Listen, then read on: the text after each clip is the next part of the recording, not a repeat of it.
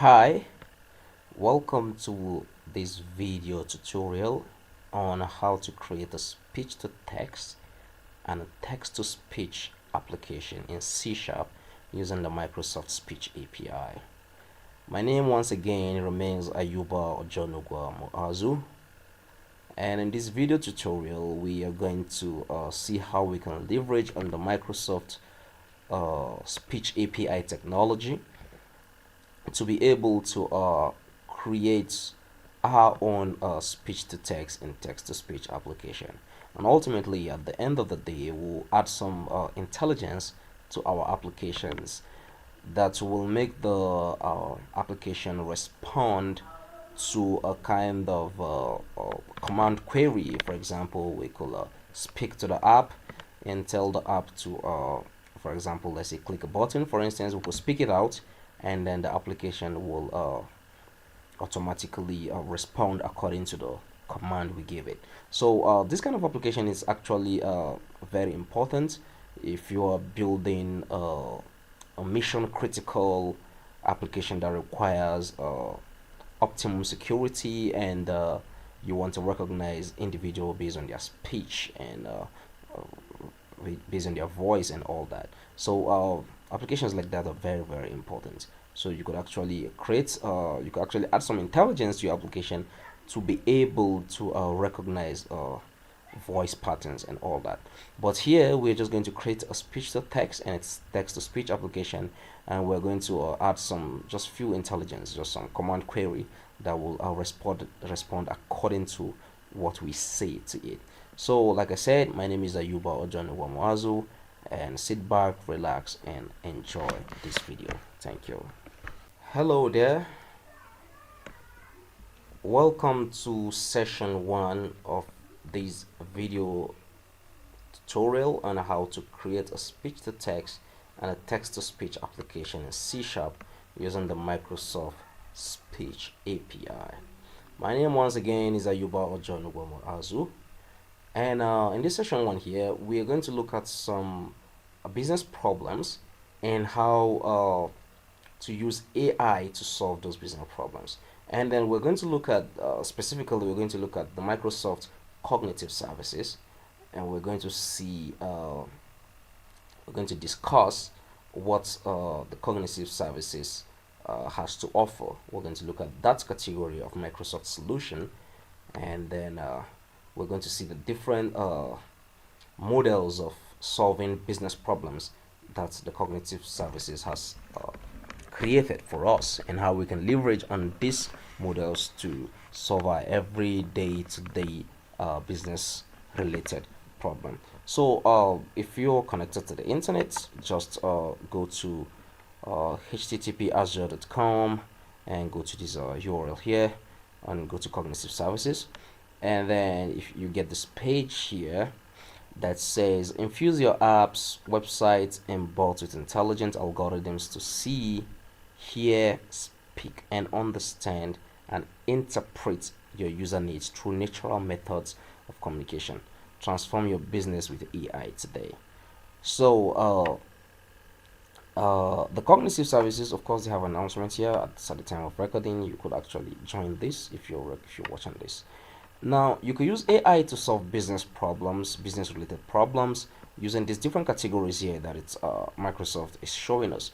For example, if you look at decision, they said you could build apps that surface recommendations for informed and efficient decision making. So if you click these, you're going to see what decision apps they have there.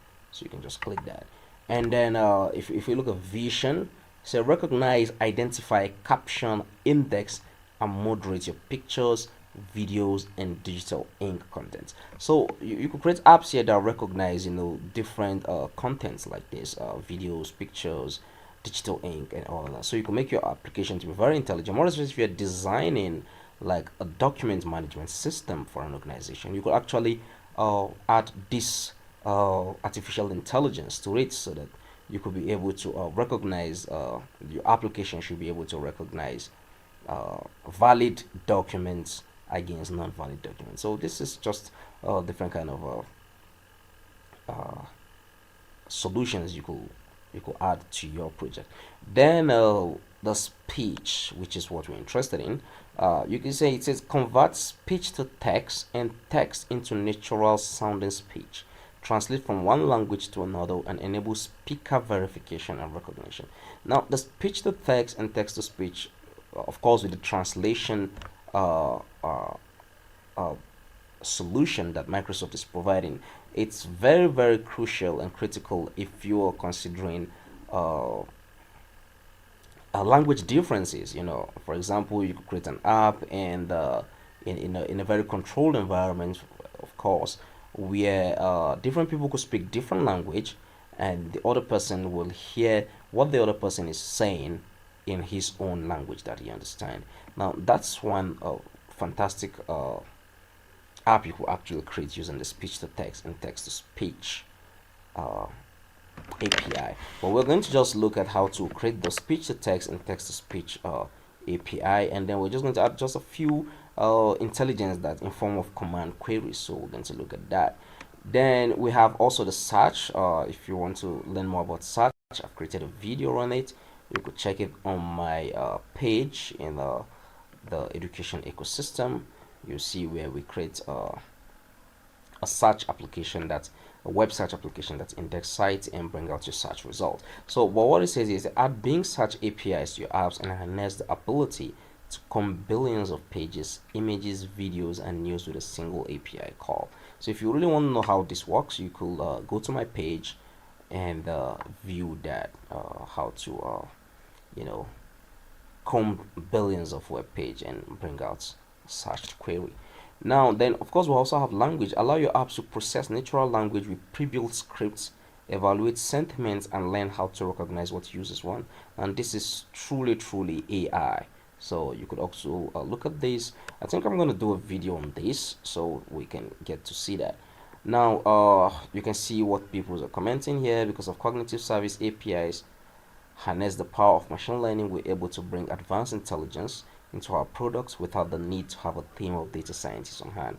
So yeah, the cognitive services actually done a whole lot of work for you at the back end, and then it's just for you to just plug and play and all that. So these are the different companies currently that are leveraging on this technology to make their application more user friendly and more natural. We have Uber, we have Grey Matter, Piccolage, Cloudinary, and all that. So you could if you click on them, you could see all what they have. And then here we're talking about vision, right? You can see how Uber did this. They said enhance security with a face. Use the face API to verify a selfie for smart authentication. Signing in with visual identification verification is becoming an additional security layer for many industries. Microsoft Face API can compare portraits, giving it amazing flexibility in uncontrolled scenarios. So you can watch how Uber did this. You could click on it and then you can watch how Uber did that. Now engage your customer through chat. These are just ideas that companies or products the companies have done that Microsoft is telling you to look at. So you can see bring together cognitive service APIs and bot frameworks to engage your audience on a whole new level. Build a bot that embodies your brand, address your customer's main question, and escalates to a human operator if needed. So this is very cool. And then you can look at this company, Diggs and Carphone, and then you can see how they leverage on this technology. Now, of course, that's that. So if you go through the Azure website on the cognitive services, we could see different. You could see explore featured demos. They talk about neural text to speech. Talk about deep learning here. Talking about real AI and then conversion transcription. You could all look at this. You could watch the demo and see how all this is actually being put to use. Now, of course, we also have a computer vision. This feature return information about visual content found in images, use tagging, description, and domain-specific models to identify content and label it with confidence. So then we also have these Louise. Our language understanding service provides simple tools that enable you to build your own language model which allow any application or bot to understand your commands and act accordingly. So we're just going to do like a simple Louise in our own application tool, where we just set a command, and then we'll make our application to act according to the command that we're going to do. So we're just going to add that intelligence in our own application. And then look, just like I said in the beginning about speech to text and language translation, you can see we'll have speaker recognition here. Identify who is speaking. Input audio of the unknown speaker is paired against a group of selected speakers, and in the case where a match is found, the speaker identity is returned. So this could be very cool if different people are having a meeting and they seem not to speak the same language. You know, like different presidents having the G20 or the G7 summit and all that. So all presidents that don't speak the same language could actually leverage on this technology and get to understand yourselves more. So that is that about cognitive services and how you can implement AI to your business solutions. So next we're just going to briefly look at the speech technology itself, the Microsoft cognitive speech technology itself, before we dive into creating our own text to speech and speech to text application. So once again, my name is Ayuba Ojonogomwazu, and thank you for watching. Hello, welcome to this video session on how to create a speech to text and a text to speech application in C# using the Microsoft Speech API technology. Now, here we are going to discuss the speech recognition services under the Microsoft Cognitive Services, and then we are going to look at it. So in the last video, if you remember, I talked about how to use AI to solve business problems. So if you come here, you click speech, you can get to see more details about the speech aspect of the cognitive services that we're talking about, that we have interest in. So you can see what the Azure website is saying. You can see it says discover how speech enables the integration of speech processing capabilities into any app or service, convert spoken language into text, or produce natural sounding speech from text using standard or customizable voice fonts. Try any service free and quickly build speech enabled apps and services with the following capabilities. Now, of course, we have these speech services, speaker recognition. This is still on the preview though. This is very cool. Like if there are different people speaking at the same time, with this API, you can be able to recognize each speaker and be able to use the information or what you get from there intelligently. Now, this is the speech service. You see, we have automatic speech to text transcription with customizable models, natural text to speech with custom voice fonts. So we were going to look at that, although there are demos here that Microsoft has, but most of them are console applications, and we are going to focus on creating a Windows app that will be able to do this. So if you come here, for example, like natural speech to custom voice fonts, so you click this, and then let's see what we have.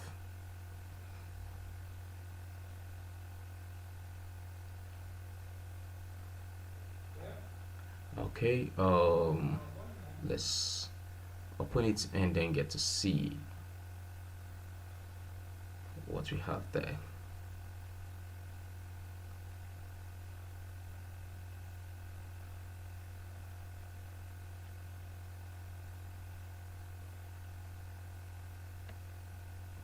Okay, you can see here it says text to speech, speak human, not robot. So it's still talking about the apps that we're going to build. Of course, you could play samples here and then you get to see it.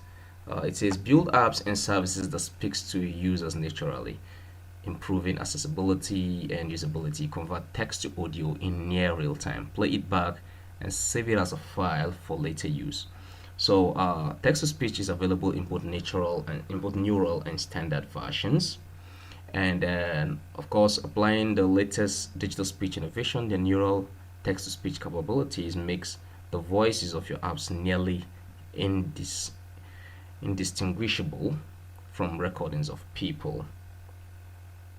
So the natural inflection and clear articulation significantly reduce listening fatigue when interacting with AI systems. Use natural text-to-speech to make interactions with chatbots and virtual assistants more natural and engaging, to convert digital text such as ebooks into audiobooks, and to enhance in-car navigation systems. Okay, of course, like that's one of uh, uh, a cool application of text to speech. Like you could create audiobooks, you could convert PDFs into audiobooks, and then you could also have it in in car navigation systems. So you can see, if you look at the website, you can see different sentences here that we could play voice sample. Now you could play voice sample. This is just in English, English US, a human, a guy, sorry, and Xiaozu, this Chinese cat journal. And so we could play this, and then let's see what this says. The third type, a logarithm of the unsigned fold change, is undoubtedly the most tractable. Okay, so this is Jess's voice in English. Probably we'll be using this in our own application too. Oh, let's check the guy. Let's, Susan Candiotti reports they've given up their trip. okay, so probably in our developments we are going to use that. Maybe the Jessa or the guy. So okay, they said see how speech synthesis work. You can click play, and let's see this. An airport spokesman said more than 110 planes were damaged by hail. So if you can see, this is actually speech synthesis. Like it's called the 110. So you can see that there's some kind of intelligence in these.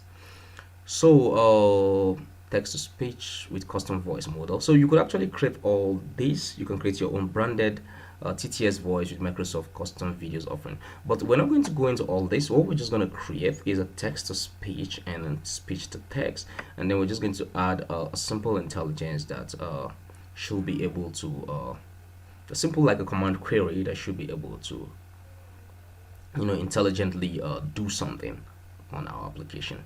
So of course that's the products and text to speech. And then okay, so try text to speech. You can come here, and we can look at the API. Now this is text to speech. We also have speech to text. We also have speech to text, in which we're going to use that too. So let's go back to cognitive services. I think let's find speech to text.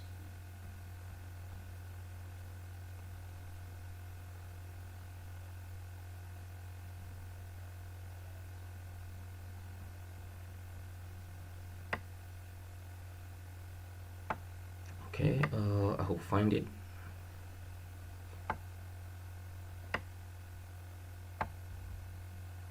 Let's scroll up a little bit. Now we've clicked here.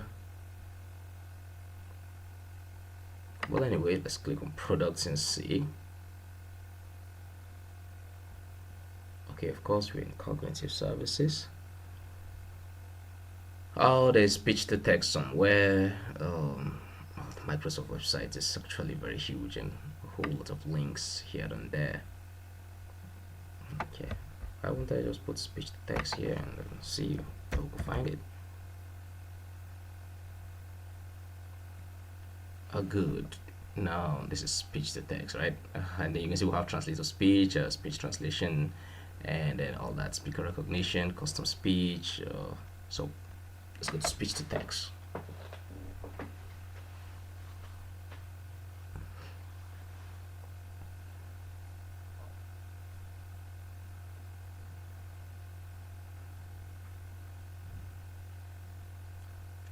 So just like we have text to speech, where we could write a text and then we could hear it spoken out, we also have speech to text. Like cognitive services speech to text offers a range of capabilities you can embed in your apps to support various transcription scenarios, including conversation transcription, speech transcription, and custom speech transcription.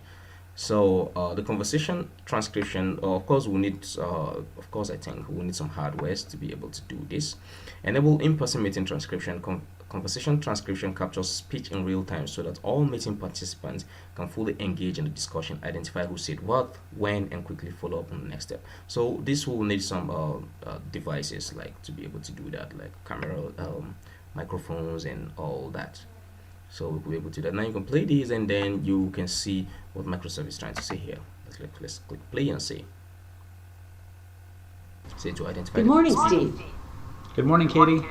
Have you heard about the new conversation transcription capability? No, tell me more. It's the new feature that transcribes our discussion and lets us know who said what. That sounds interesting. I'm going to give this a try. So you can see this is cool. Like, this is between Steve and Katie. Good morning. Talking, and then you can see that it's being Steve. able to like know. Good morning, which Katie. Speaker that Have is,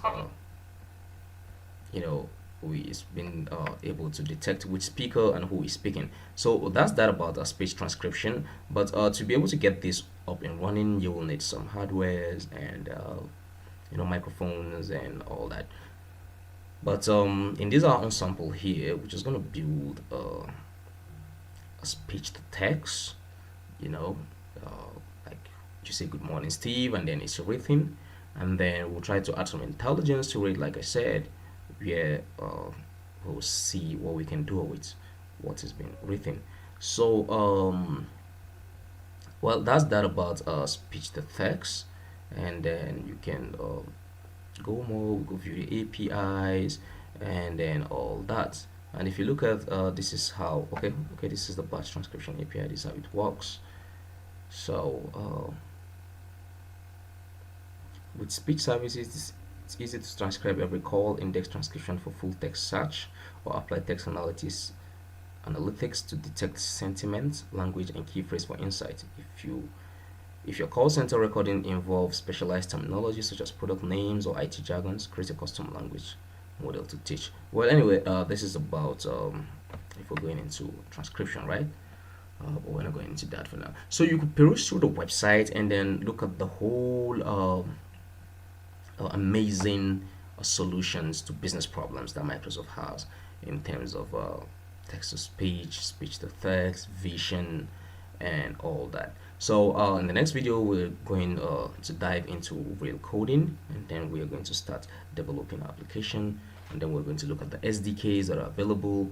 We are going to see the APIs, and then we are going to decide on which one we are going to use to create our own Windows system where we can speak and it's written in English, and then we can write and then it's spoken out. So thank you for watching. My name is Ayuba Ojonugbo Muazu. Hi, welcome to session 3 on this video series on creating a speech to text and a text to speech app in C# using the Microsoft Speech API. My name is Ojonugbo Ayuba Muazu, and in this session 3 here, we are going to dive into creating the actual application itself. So we're going to create a Windows application this time around. We're going to create a text-to-speech interface before we proceed to creating a speech-to-text, and then before we proceed to creating our app intelligence. So make sure you have Visual Studio, preferably Visual Studio 2017, which is what I have here. And then if you start your Visual Studio, you just go to File, and you go to New, and then you go to New Project. So we're going to create the text-to-speech interface, how we want our interface to look like, and then from there we're going to see how we proceed from there. So let's create this, and then let's move from here.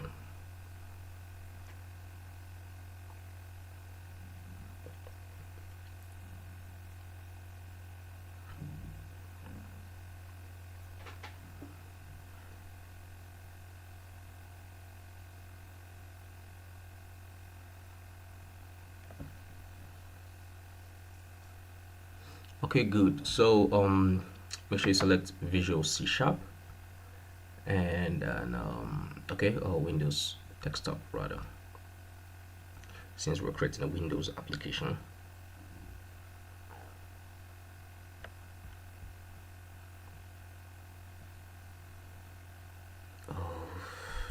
is misbehaving.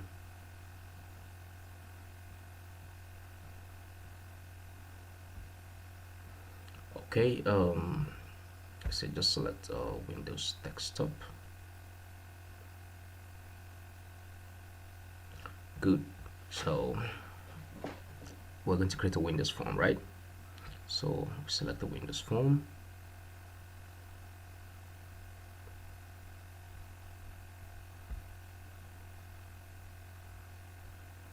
And then we name the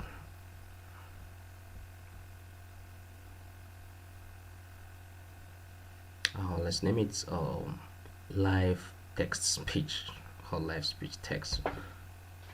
So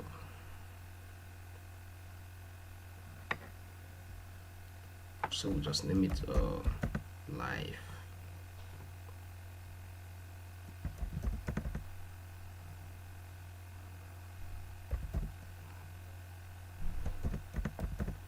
Live speech text app. So make sure it's .NET Framework 4.7 and above, and then make sure it's Windows Form on this Visual C#, and then you go right ahead and hit the OK button.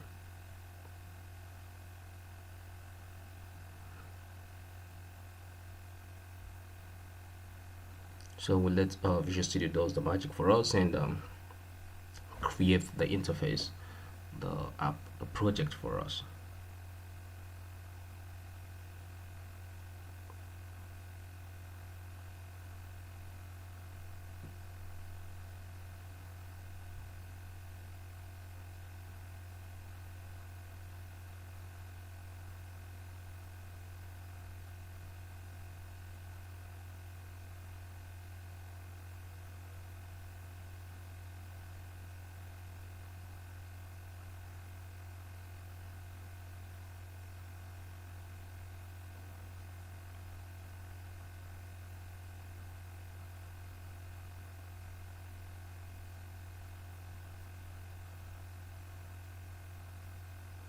So this will take just a little bit time, but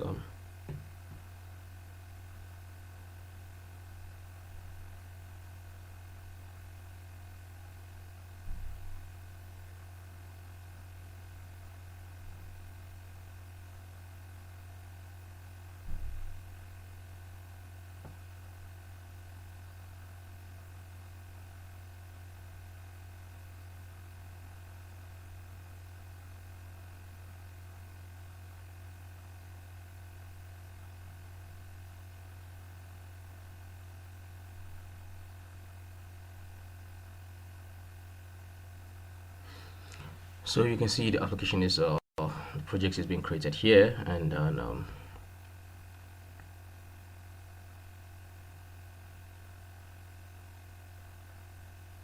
okay, we have our first form that has been created for us, so we can just go and rename this form.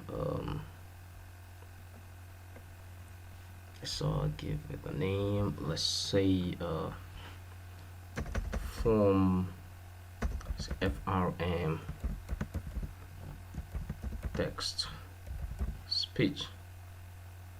Okay, then that's a text property, and then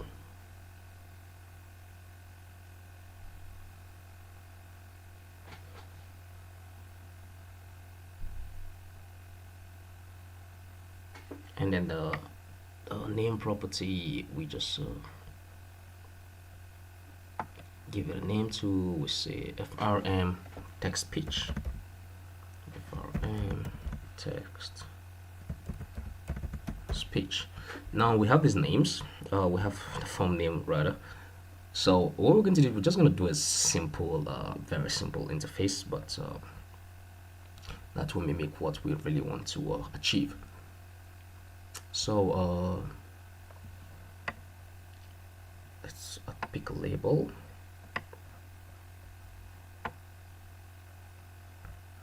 And then let's just let's label header, just place it at the top, and then we just say converting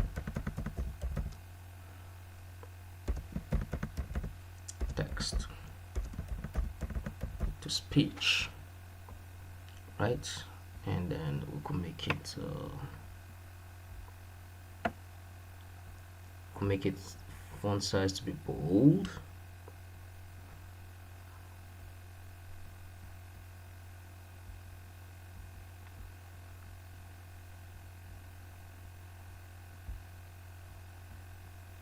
So we can make the font bold to be true, and give it a size of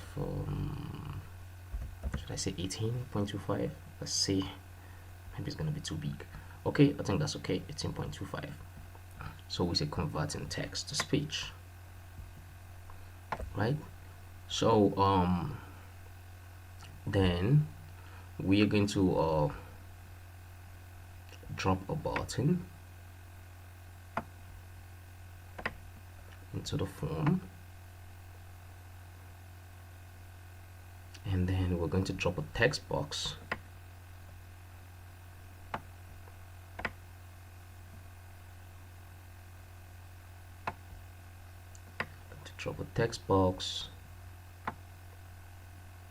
into the form too.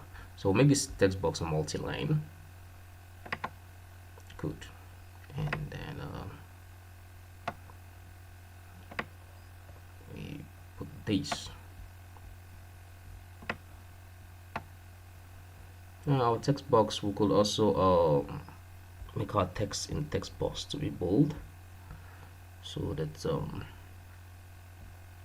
we can get to see what we are really writing. I think let's make this maybe 10.25, so we can get to see our text properly, right? Now here is where we're going to type the text, and then I think we should make this like this. We should drop this here, and then we should make this button here. Should put this button here. So here's where we're going to write the text. Then we click here, and then we hear speech. So let's name that button hear speech.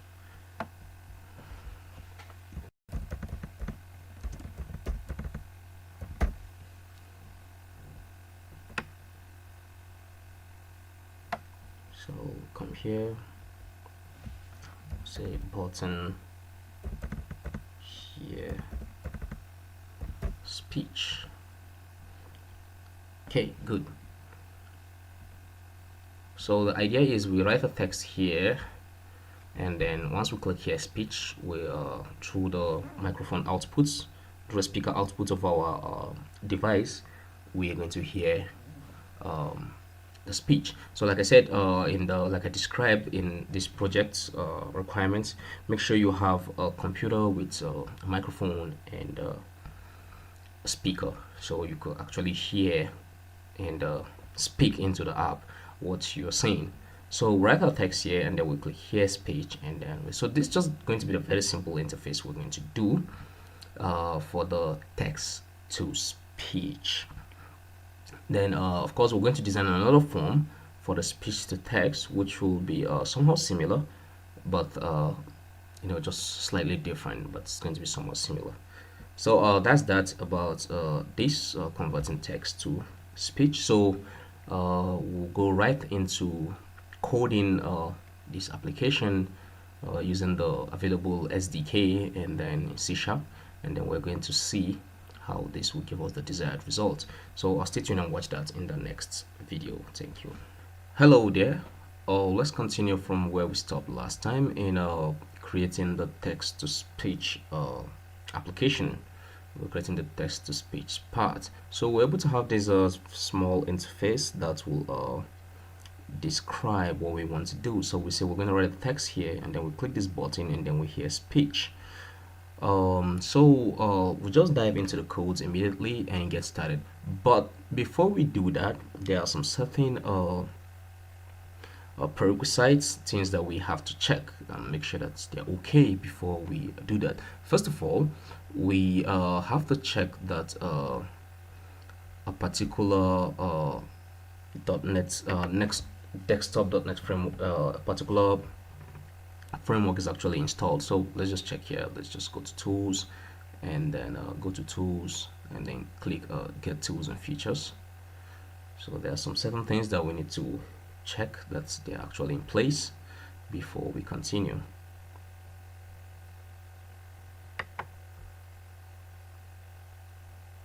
So you click get tools and features.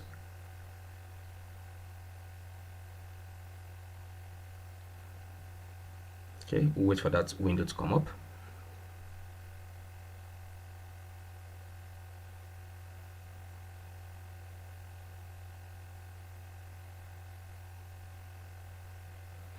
And aside that, we also need to add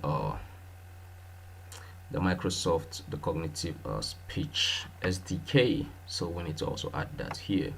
So but first of all, let's check these to make sure that it's what we want. And to add the SDK, we can go to projects.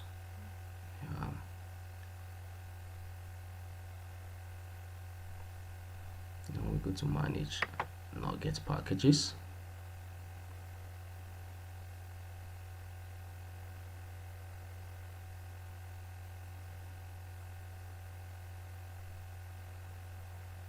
So wait for this to respond, and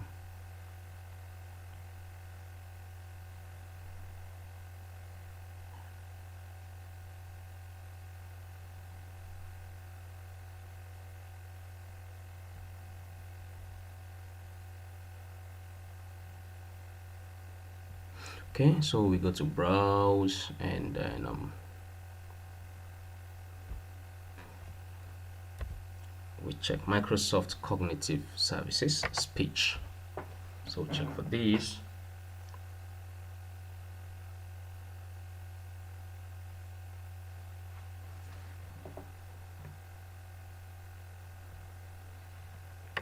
So we click on the cognitive services, and then we install the latest and stable version. So this will be installed as part of our project. So you can see it installed here. So you accept this, you click OK, and then you accept.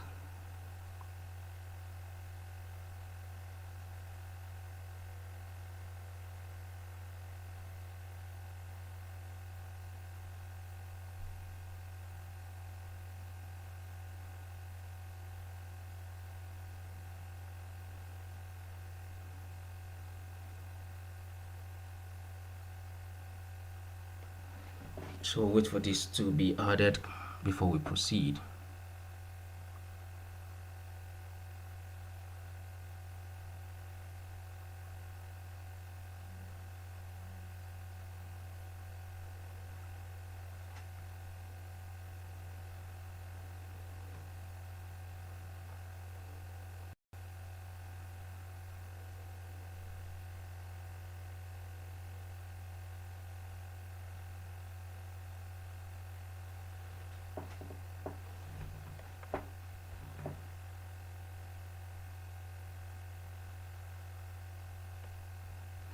So okay, it's installing.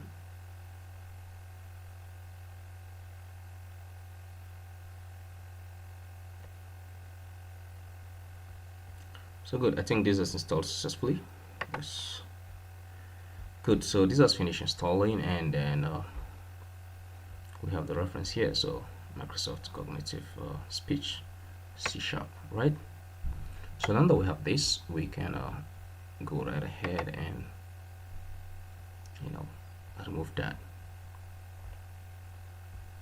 So the first thing first, we can view code,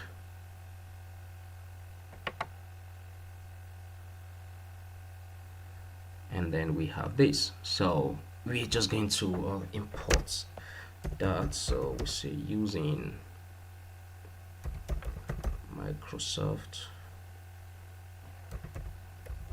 Cognitive Services Speech using Microsoft cognitive services. Let's just check for every available okay, audio conversion. Okay, we'll come to this once we start coding. Oh, I think we need the audio too. I think we need the audio. Yes, I think we need that. So as we proceed, we'll see which one we need.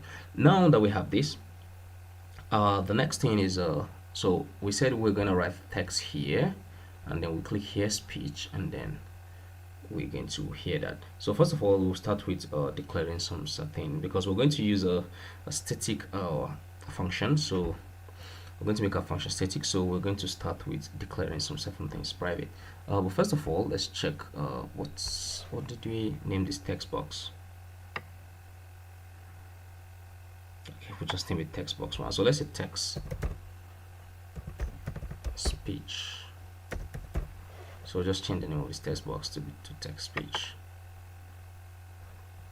Then we go to the code behind, and then we declare some static variables. So we say private static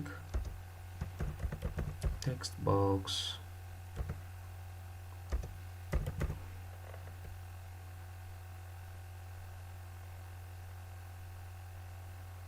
so I can say text box speech, right? So I can do that, and then I think we need to display a label to show like a message to show what we are up to. So I think we need to display that.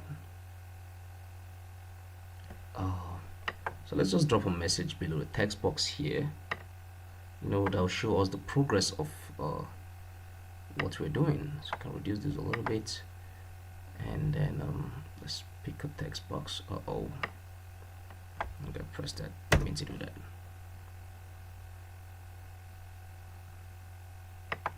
So let's go back there.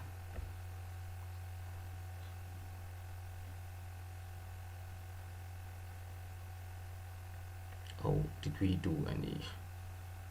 Okay.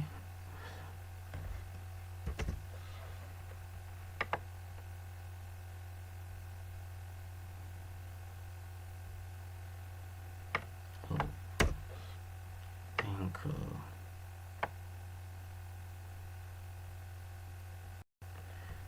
I think this is okay. This close. This braces has these. Still need one. What's going on? Okay, let's count it manually. We have this, and then with this, and then with this, and this, and then with this. So let's view the design again.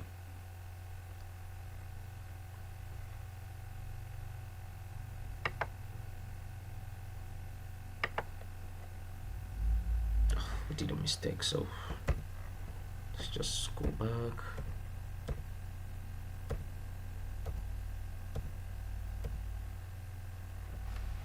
So this is where the mistake was from. This wasn't supposed to be here. So we cancel these.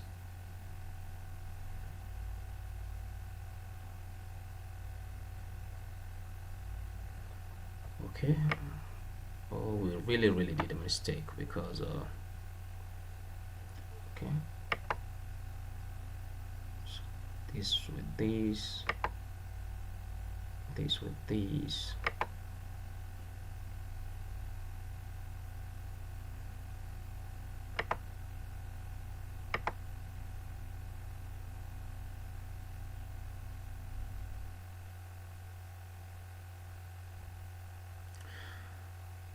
Oh, it's the curly braces that it's the issues.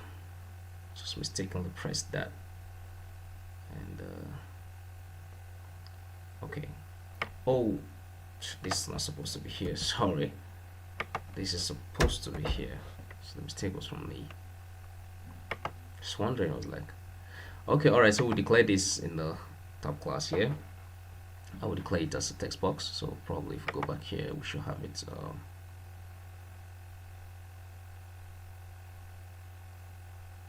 Okay, we're still having a problem.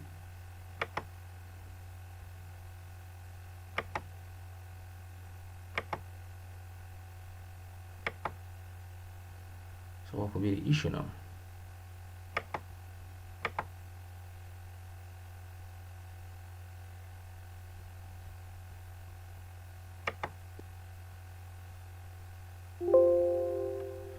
Let's go back here.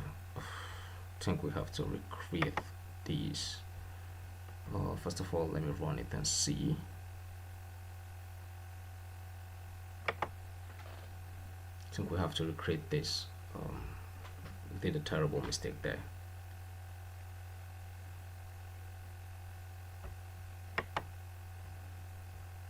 So I want to see where the error is coming from. Well, okay, any CPU. I will explain this later, but let me just quickly fix this.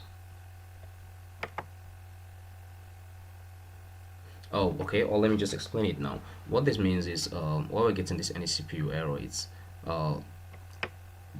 have to run this on 64-bit Windows and then 32-bit. So you click. It's not just going to use any CPU.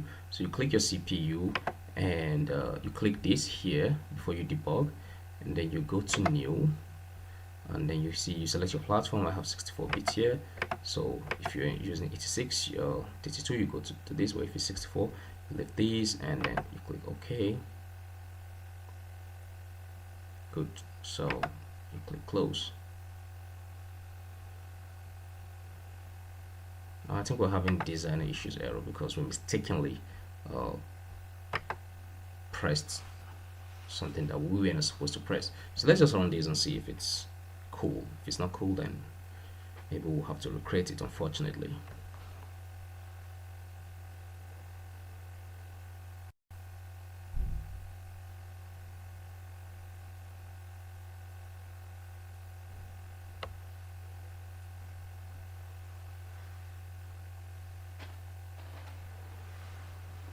So let's run. If it's run successfully, then just have to recreate the interface, right?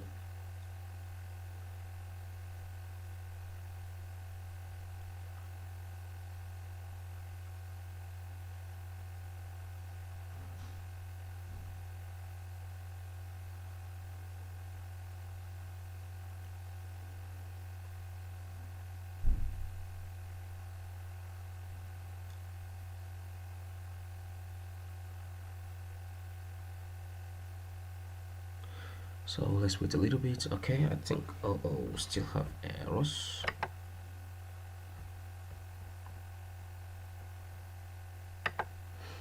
Okay, I think just basically what I'm going to do is I'm just going to delete that form and add a new form, because this form is going to give us new issues. So let's just delete this form.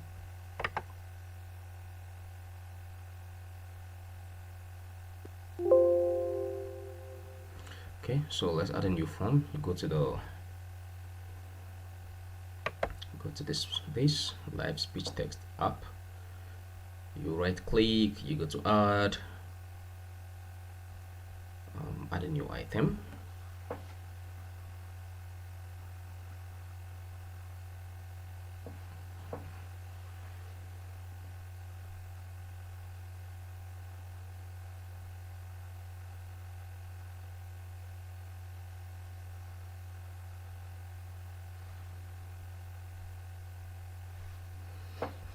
So wait for this to get loaded up, then just add a Windows form, and then we call it FRM text to speech, right? So we click the add button.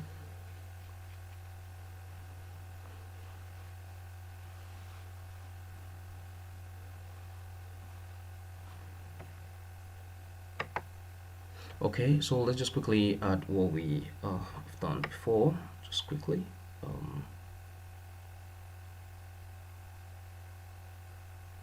We added the label, right? So and then we name these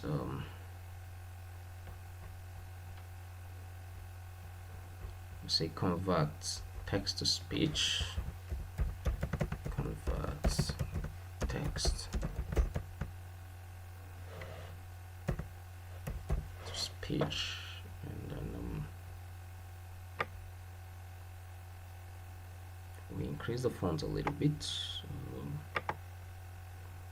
Font size, we'll just make it we said 18.25, and then the font bold, we made it true. So we had this, and then we dropped our text box,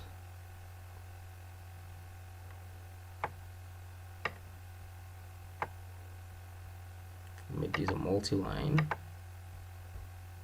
Now we increase the text box,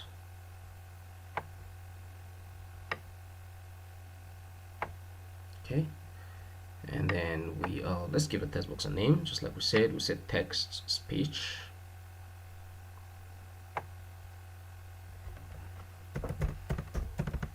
text speech, and then we added our button, right?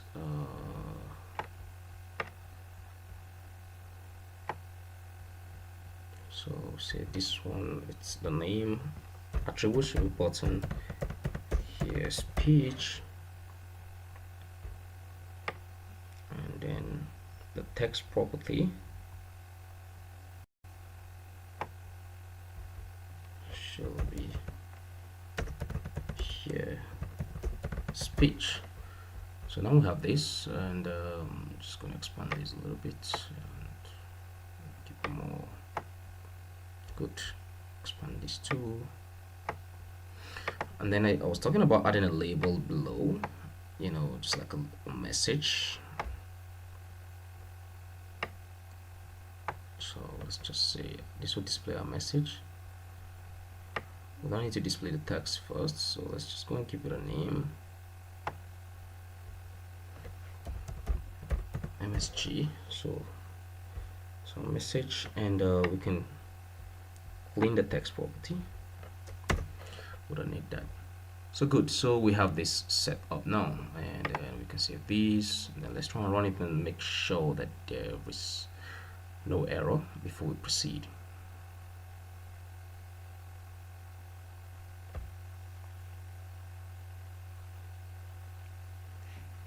So okay, let's run this just to make sure that our interface is intact.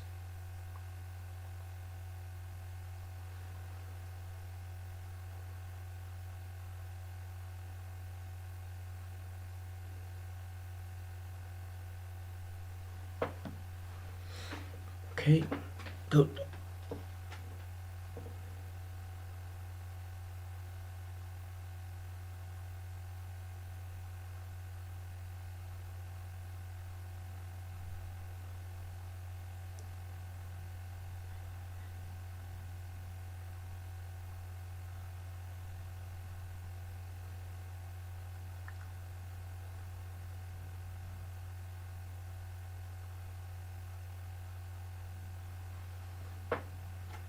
Okay,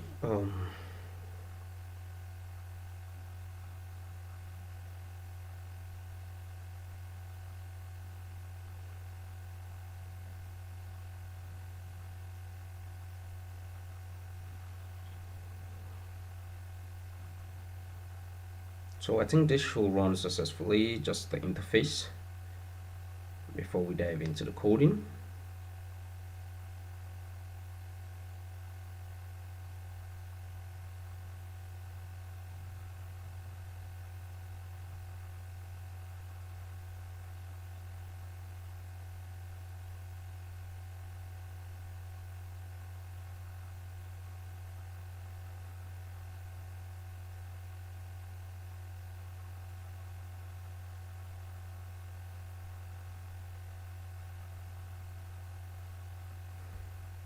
Okay,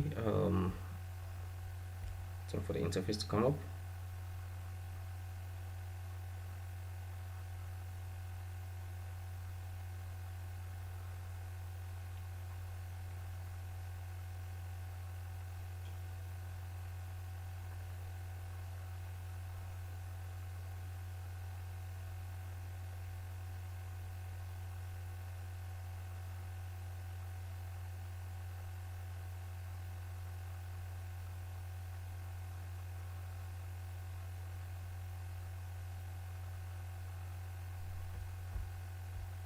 Okay, it's still loading and all that, but we should be able to see it now.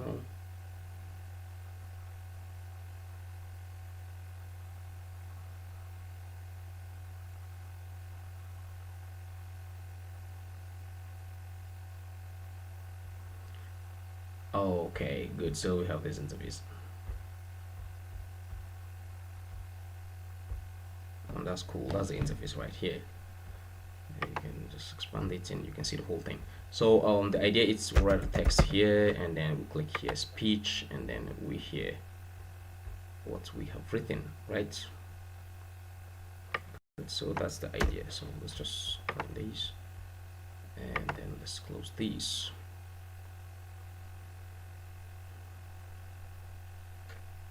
So like I said in the beginning, make sure that you make sure that you're running, should make sure it's your CPU. If you're running a 36-bit Windows, if you're developing Windows, so just make sure that you select your operating system properly. So now that we have done this, let's go into our code in this application, and then let's get to here what we've written. So let's go to the code. We have these. So I talked about importing. It's just unfortunate we're repeating this whole thing. So we import Microsoft.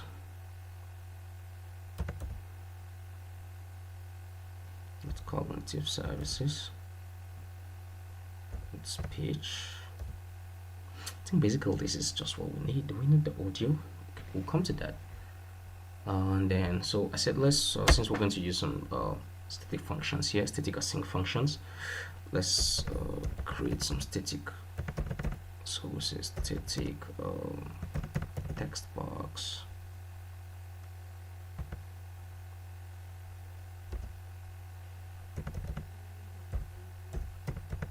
So let's call it text box speech, right? And then for our message too, so it's a private static, of course, label LBL,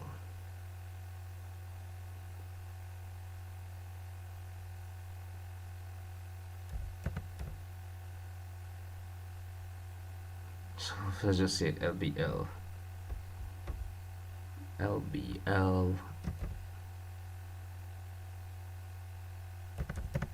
label message. Or let me just remove the LBL, so let me just say label message, right? We have named these okay, good. Now we've done this, so after initializing this, let's get as a text box speech, you know, should be our text speech text box itself that we declared. Good. So if you can recall, this text speech here is this. Or let me give it a proper name. Let me just say text box. Let me so there won't be any confusion.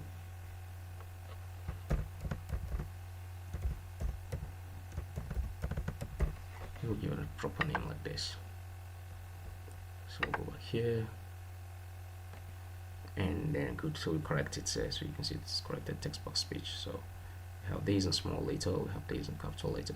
Now that we've done this, so we are going to create our function, and then we're going to call it in our button click when we click to hear speech. So let's go here, let's say public static. We're going to call it's going to be an async function, you know, so there's going to be a little wait while we here while it's the recognizer class that we're going to call synthesize, let me see, our speech to the speaker, what we've written. So we'll just call this function synthesis. Let me spell the sentences very well. Synthesis to speech. speaker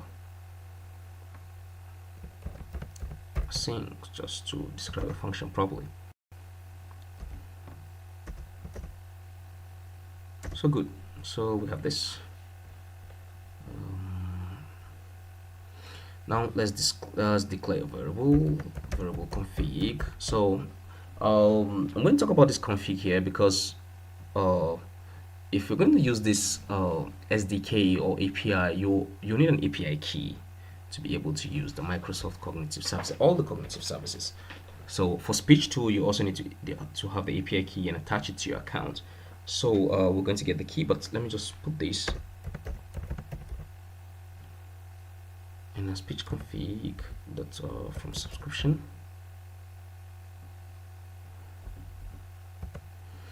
So here we're going to put our key. Like here we need our key here, so we're going to get one, and then we're going to put our endpoint, basically, which is going to be Westus, but I'll explain this. Let's try to go get the key now. If you go back to the website, and then now for you to be able to use any of these services, you have to you can see we have different number of purchase subscription, try free, and all that. So I have a free account, but if you're developing for a company, so of course you will need to purchase subscription. So but since I have a free account, I'm going to use my free account, and then so let me log in. Or rather, I go to my account, right? Good, so you can see this is my account, Microsoft account. Click my account here.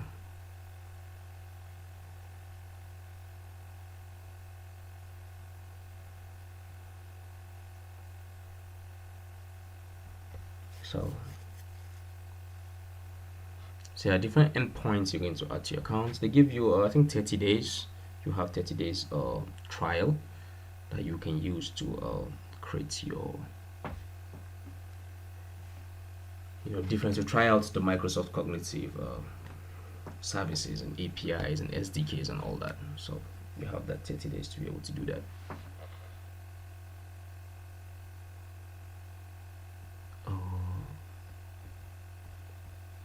It's just kind of slow.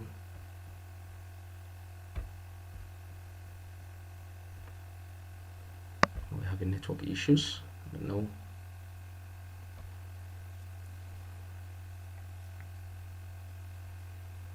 Okay, let me check. The internet is having a problem.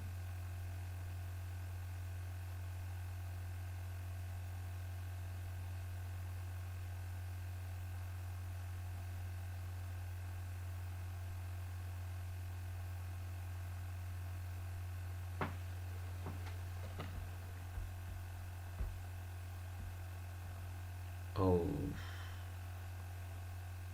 I hope this won't be a big issue.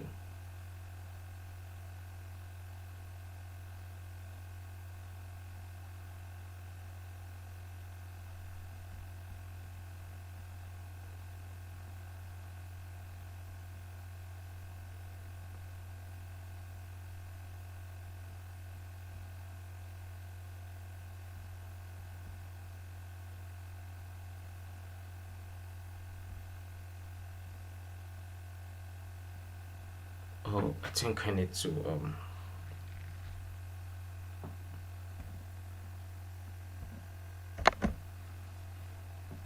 end the browser quickly, and before we run into any issue. Oh, we're seeing something about client browser data.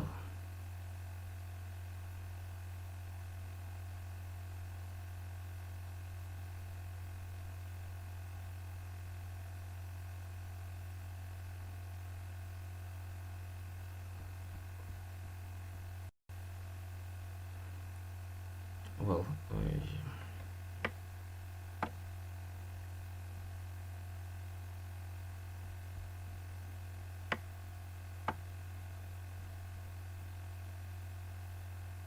so I can leave my password and cookies, but I can delete every other thing. Let me delete this. Download history of cookies, cached images. I can leave in my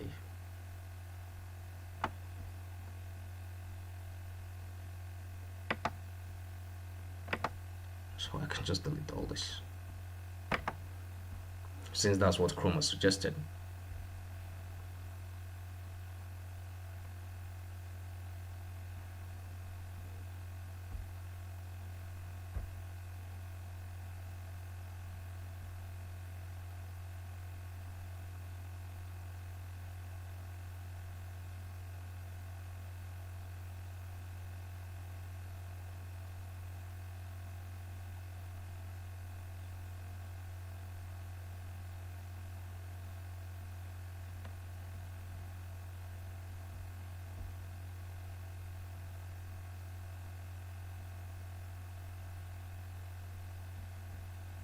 I think I'm done with this. Let me close the setting here.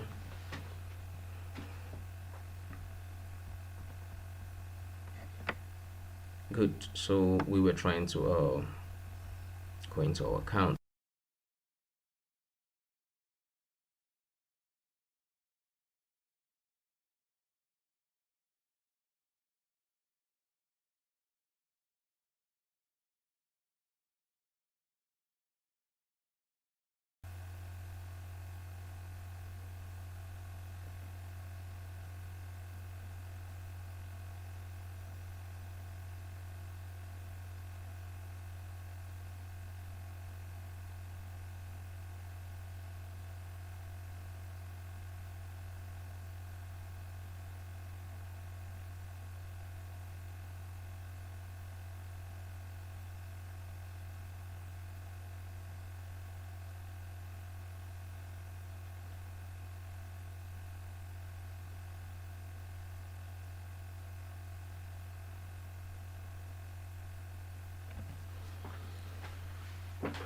Just to show you how you can get your key and well,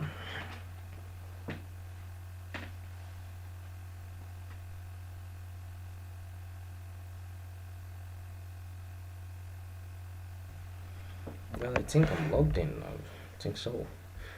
So let's go to the cognitive services.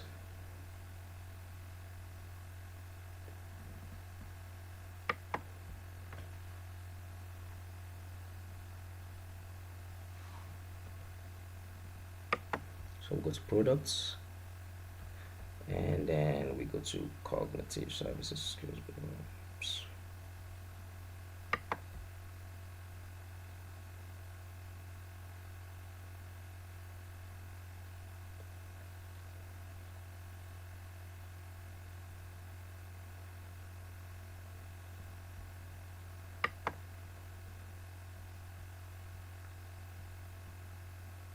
So click on cognitive services.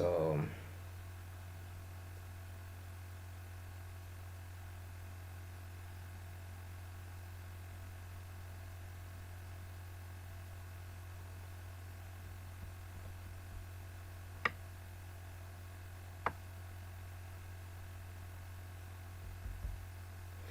you scroll down and we look for, of course, we look for the API we're using.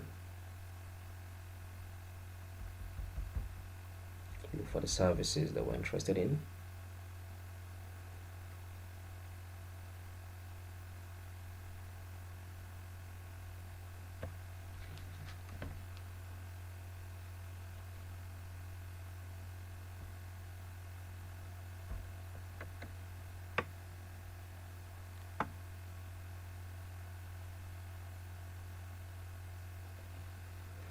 Oh, I think I need to update my browser after this.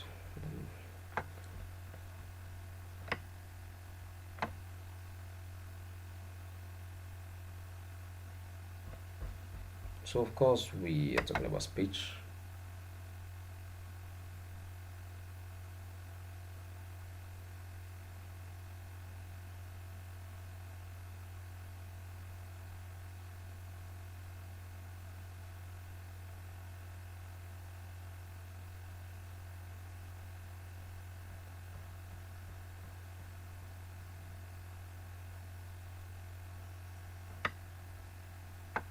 So we go to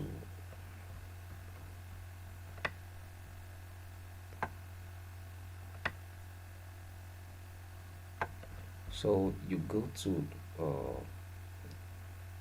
speech services, try for free. So here you have to create your account actually, you know, to be able to use that. So if you click try for free, it will ask you to log in, and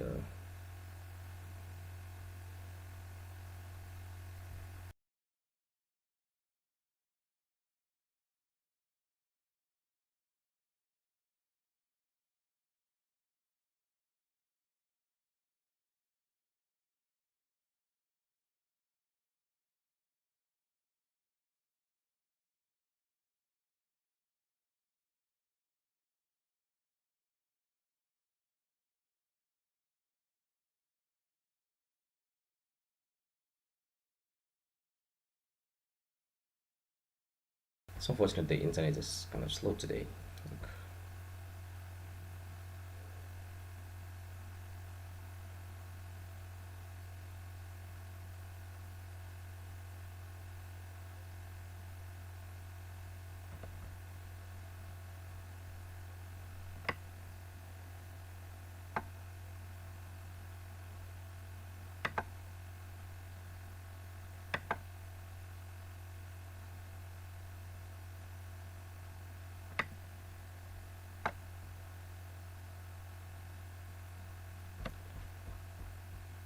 Let's just click try speech services and try to log in and see.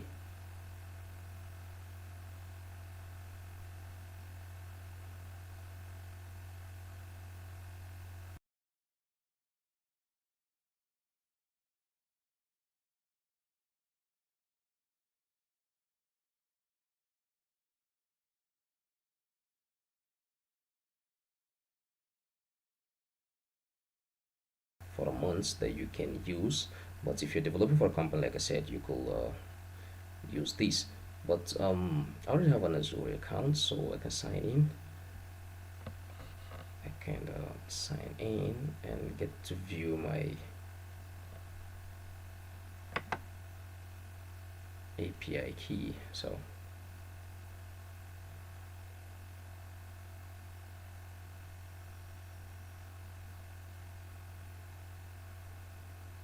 the Azure website is actually kind of large, and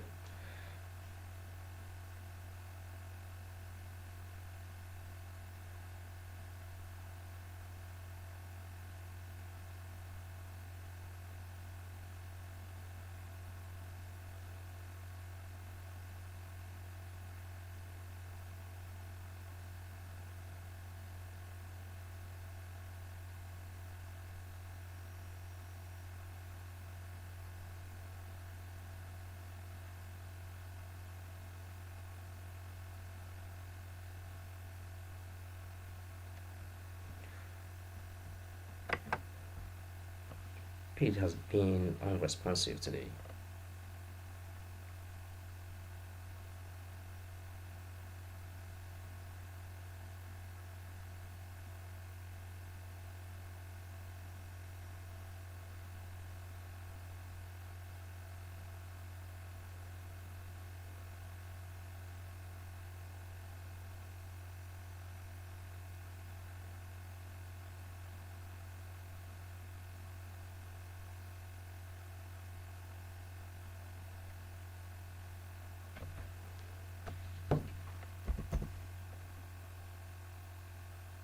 I hope I'm at the right platform, because Microsoft sometimes it's, you know, that's my email, and then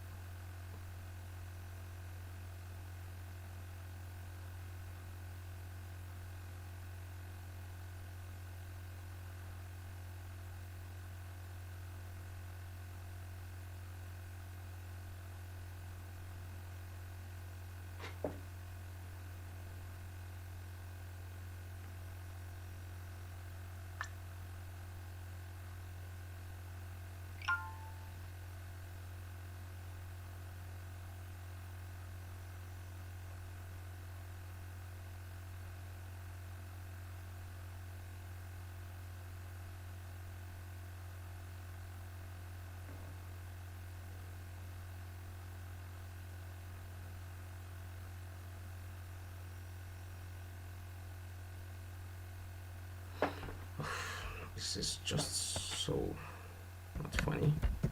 Hope I could remember the password.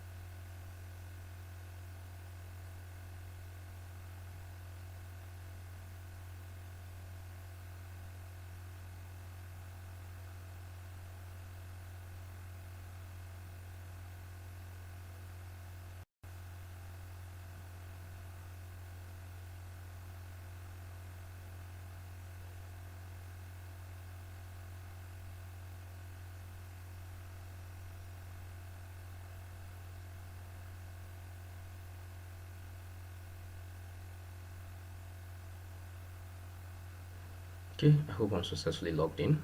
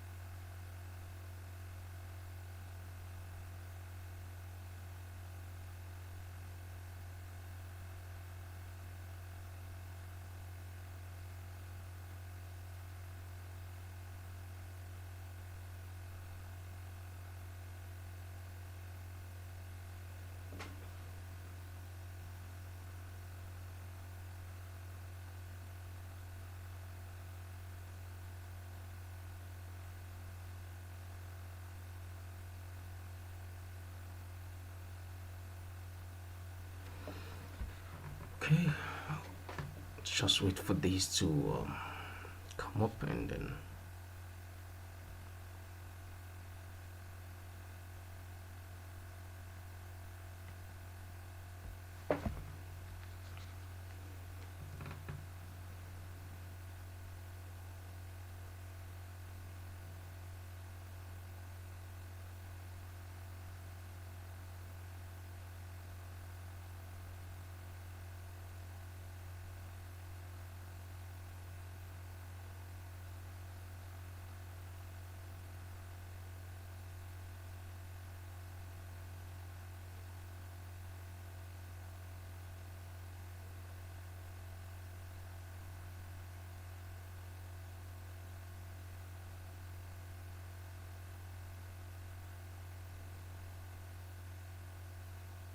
this is really slow.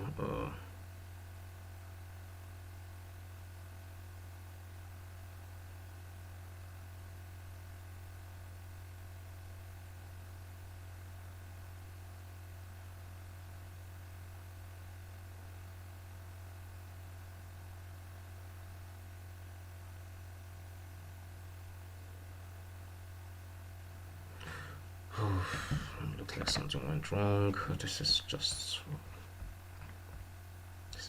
not okay. Let me just go to the Azure. Alright, let me close the browser and restart it again.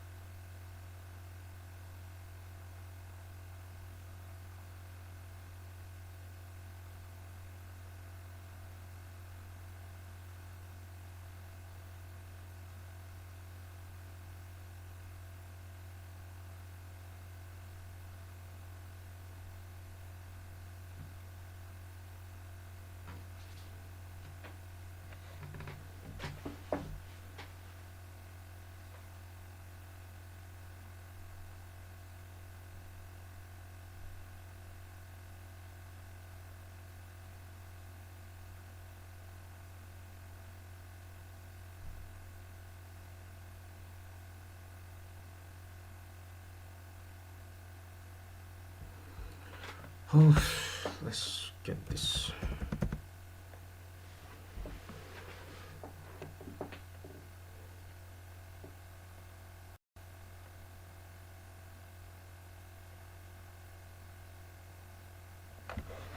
Okay, just go straight to cognitive services that I have.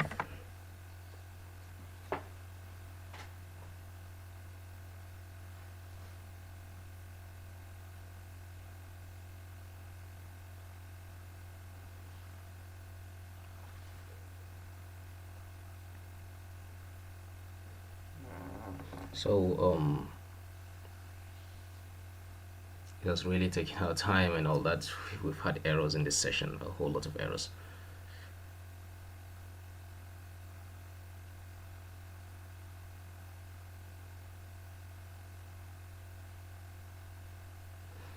Okay, good. So let me just sign in. You just come here straight and sign in. That's what I've been trying to do since, and been having.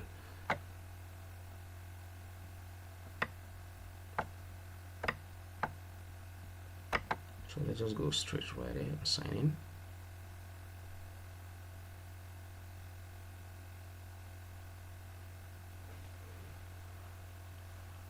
Sometimes navigating through this Microsoft website is very tasking.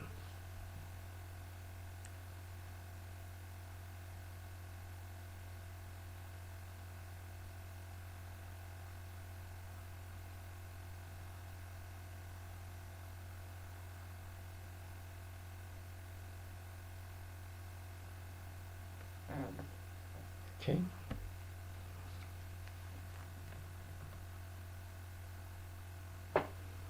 Okay, good. So this is my account.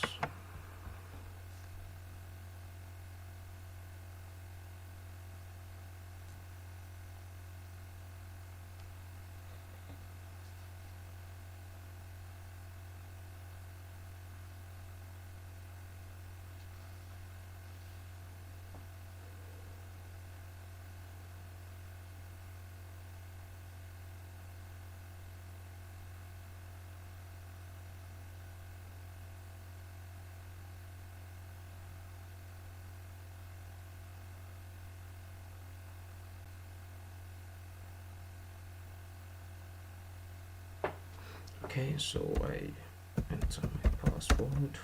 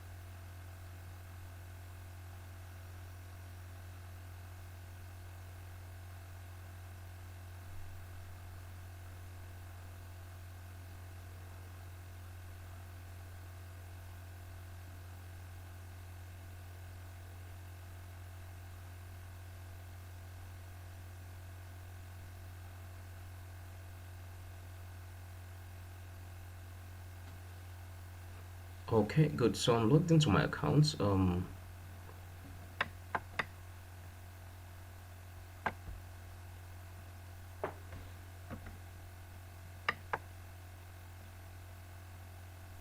logged into my account. So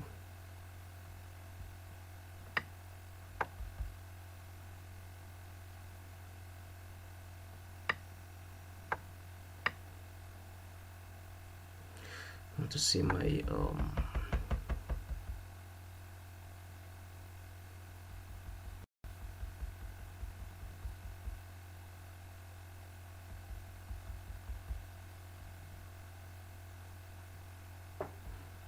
photo is my account, so get to view my account, so I should be able to see.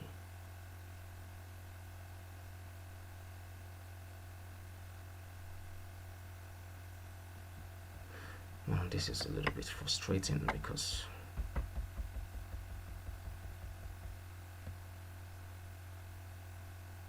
it looks like the website has been changed.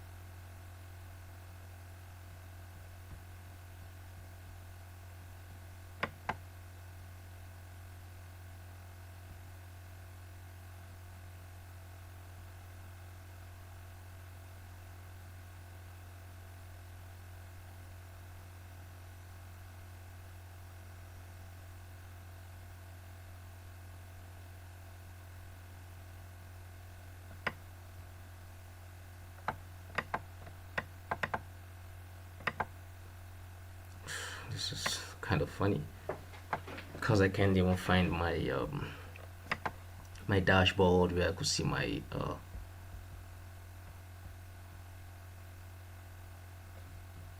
is my account locked out? I don't think so.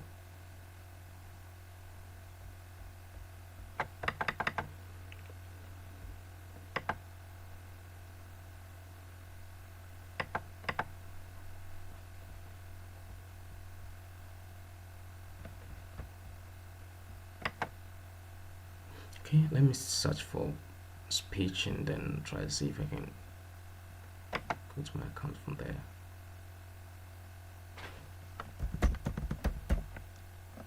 Speech SDK.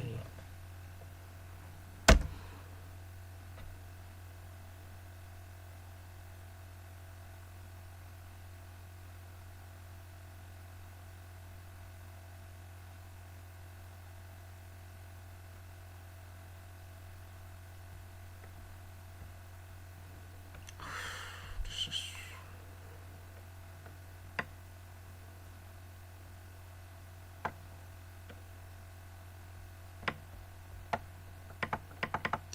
let me pause this video and hello. So let's continue from the last video. We actually had a kind of teething problem because it was very difficult for me to get to this page where I could see my API. So actually I got it is on Azure, Microsoft.com, and just this, and then I was able to get my API and my API keys and all that. So but the method is you just create a free account and then you add any of the APIs that you want to work with. You can see I have this has like 2 days remaining for the Bing search if you've checked my video there, and I have 27 days remaining for this for speech services. So if I want to add a new one, I just scroll down and then I click add if I want to add like face recognition, for instance. So I just add this, or computer vision. Now that I have this my API, let's just quickly copy the API key and continue from where we stopped in the last video. So we just copy this API key here,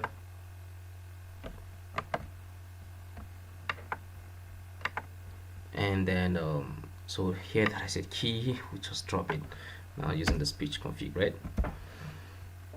So now that we have this, let's just go right ahead and okay, I said something about Westus, like since you're using the free API key, this is our endpoints, so we just put this Westus there. That's our endpoint for that. Now let's continue with coding. So we've created this we're creating this function, synthesis to speaker sync. So let's continue. So we say use and declare another variable, we call it synthesizer.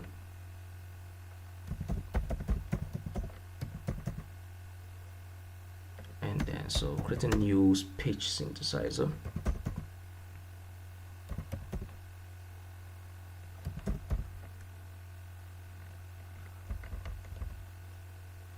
So create a new speech synthesizer, and then we'll put in our config that we declared here. So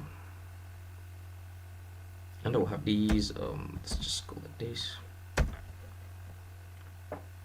So okay, we still need to declare results. So if the result is successful, we know what to display. If the result is not successful, so now here it's where the main action happens. So we're just going to say await wait synthesizer that we declared above. So we speak text sing now, which is this. So you can see it says execute speech synthesis on plain text asynchronously. So, and then we pass in the value of our text box, which of course is a text box speech to text, right? Good. So now that we're able to pass this, so we're going to check if the result is true, if the result is so check if results dot reason. That means we're going to check if it's a synthesized completely. So we just say results reason. So we're checking if it's a synthesized completely. So check there, synthesized audio completed, right? So if this is correct, then we could just display our message. Scroll down a little bit so that you get to see.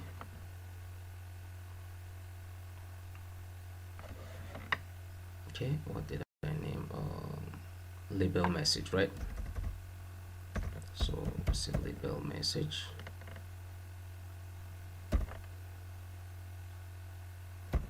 MSG text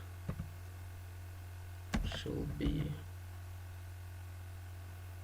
so we just display that speech synthesize to speaker for the text.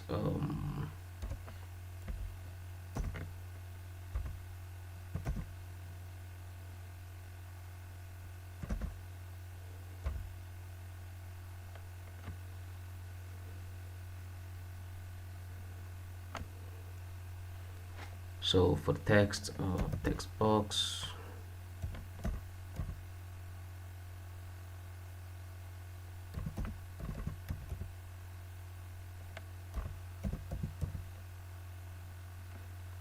text box speech dot text.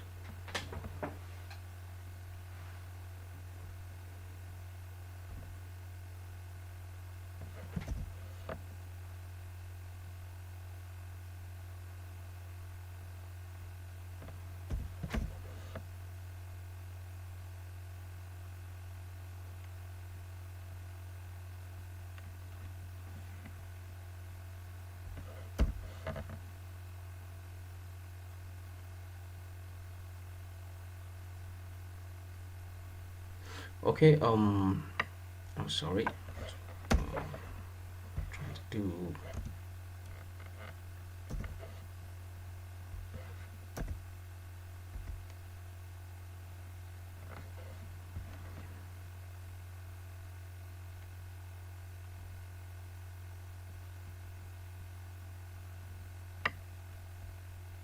and I just concatenate this straight like this.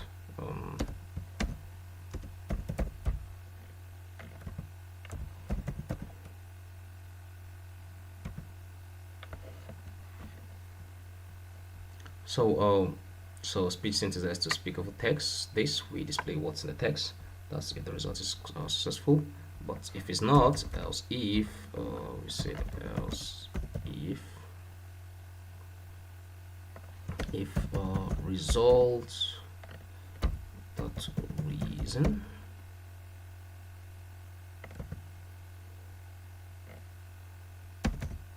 is a result This result reason, sorry.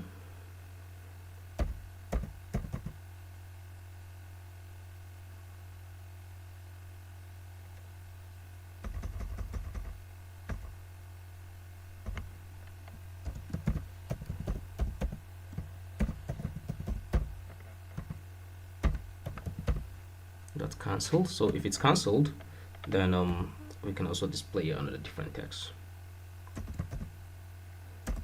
So we can just create a variable called cancellation, and then we say speech synthesis. So we'll say speech synthesizer that we created above.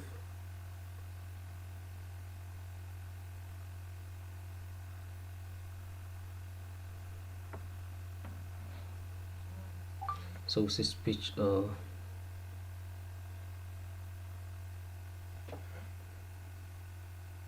okay, speech synthesis cancellation details, that's what we need.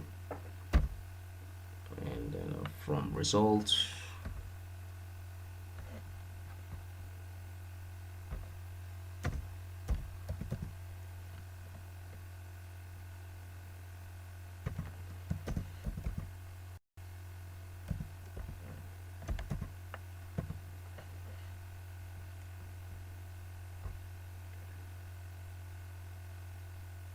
so then we display that on our message. Oh, sorry.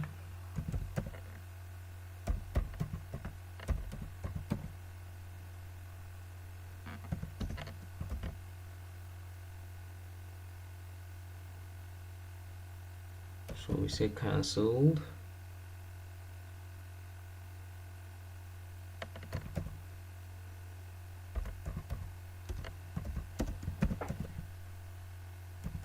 And the reason should be equals to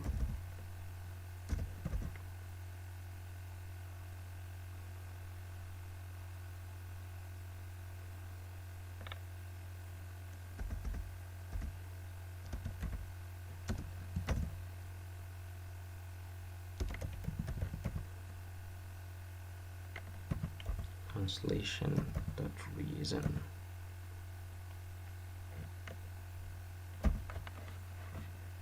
So after that, then I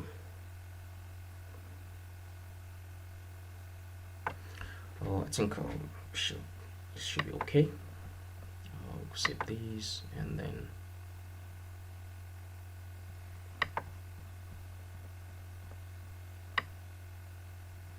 now that we have this, so we're going to in our button event here, just double click on this. So we're going to call this. So button is clicked, we just call this.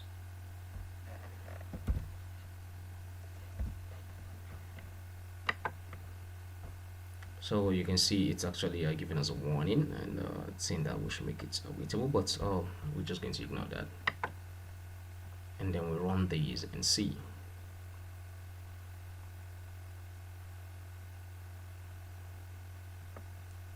So let's run this.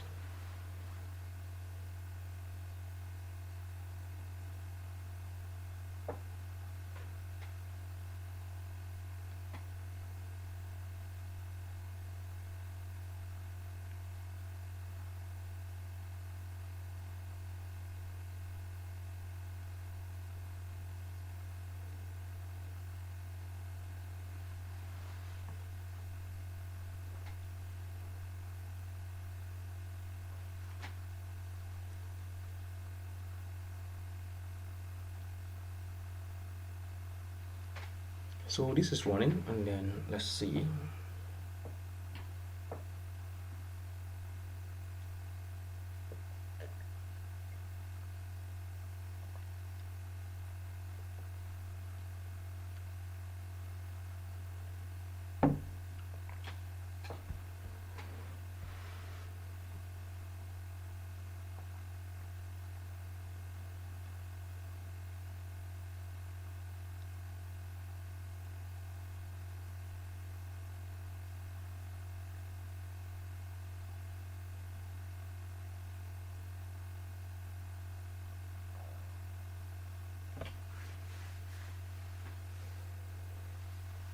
So let's wait for this to get built, and let's debug it and see.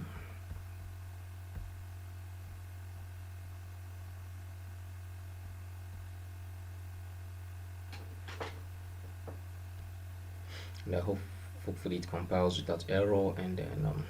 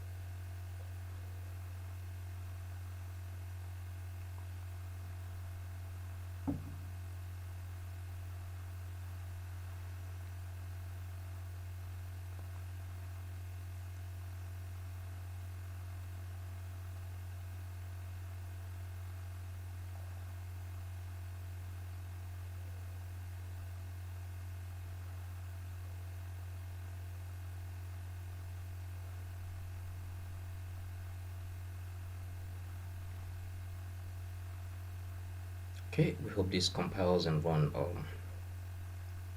as expected.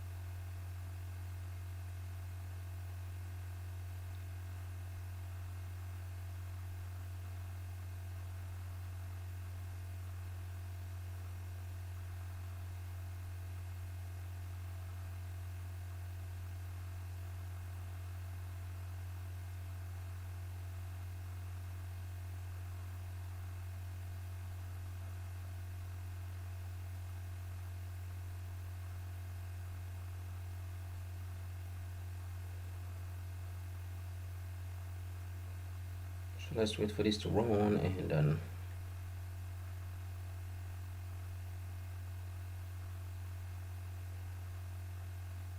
let's view what we have done.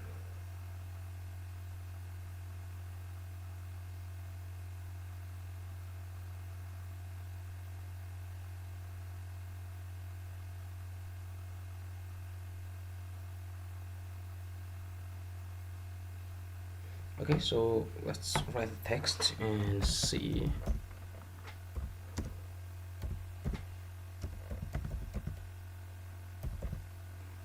So, hello my friend, how are you?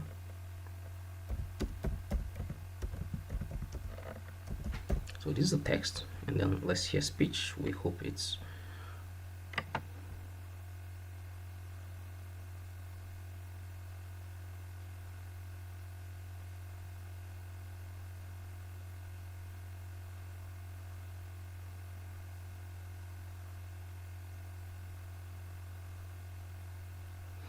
okay. I'm seeing an error here. The diagnostic tool failed unexpectedly.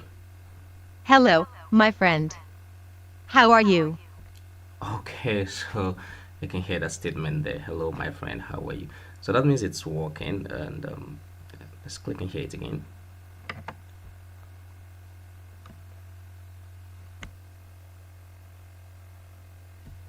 Hello, my friend. How are you? So you can see it's working with the punctuations and everything. Like it knows how to say hello. It waited, my friend, how are you? So that's how cool it is. So let's write on the statements. Let's write my name is Abibo, and let's hear the speech.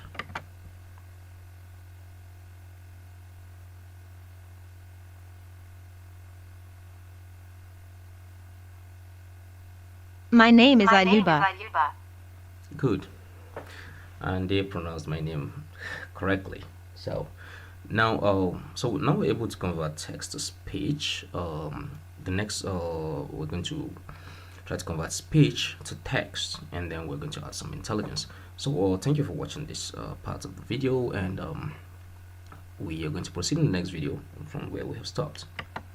Alright, welcome to session 4 of this video series, in which in this session here we're going to create an application that will respond to our speech and then give us the appropriate text. So if you could recall, in the last video we did a small Windows application that responded to our text query, and then we were able to hear the speech. We were able to hear a voice saying what we typed in our text box.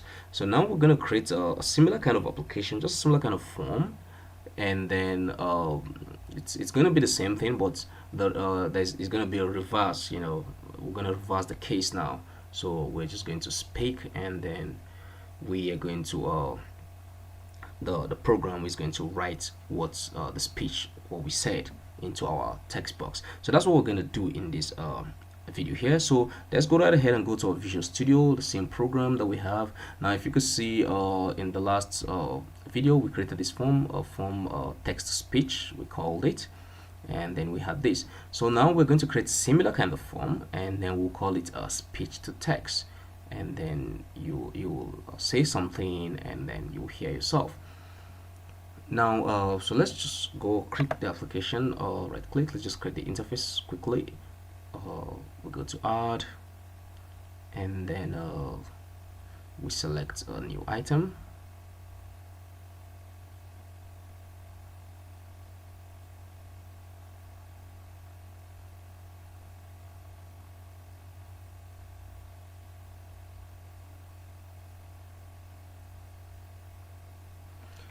and then go to Windows Form, right? So we name these just the way we name the other one. So we name these let me see if I can see the name good. So we say FRM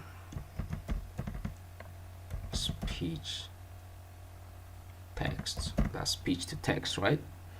And the other one will have FRM text to speech. Here we're going to have FRM speech to text. So let's click add.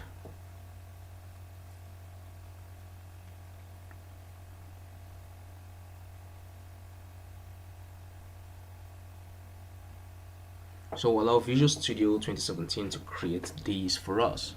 Now it's going to be a similar kind of application, similar kind of windows. So we just pick our label. First of all, we'll drop it here.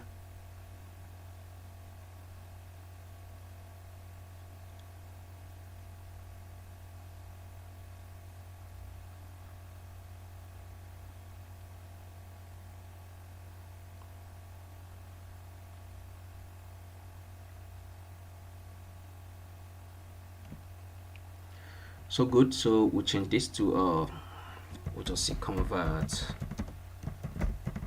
speech text, right? And then I'll try to make it bold to look just like the other application that we did. So go to fonts, and then make this 18, and then the bold, and make it true. So good. So we have this. So just this form a little bit. Now we're going to drop our button, right? We're going to drop our button, and then our text box and all that.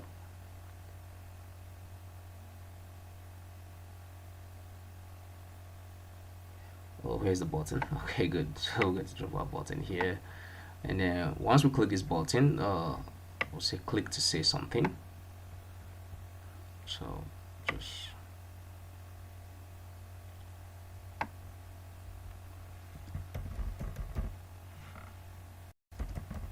click and say something, right? So let's just name the button say something. So say btn say something. So we have that button there. So click to say something. We'll make the fonts of the button to be bold. You could style it not how you want, but we'll just make this bold a little bit so we can be able to see. Good.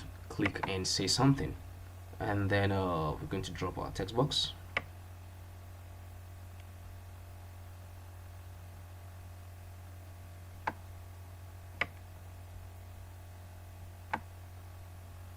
To drop our text box, we'll make this a multi-line, and then just draw the text box, and then so we'll just try to align it to look a little bit beautiful. I think I need to bring this down, and then so here's the idea. You click the button. I think I'll drop a label. When you click the button, it will tell you to say something, and then once you say something, and then it's going to display what you said. Okay, so let's just drop it here, and then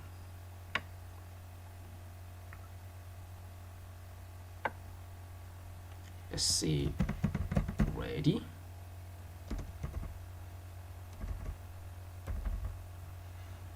Okay.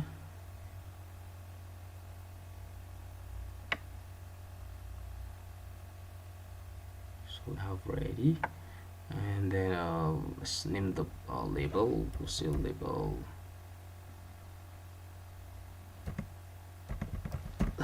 ready. You understand? So here, once you click, it's once the program starts, it will say ready. So you say something, and then you click, it's ready to tell you to say something, and then once you say that thing, it's going to be displaying this text box here. So that's what we're going to do.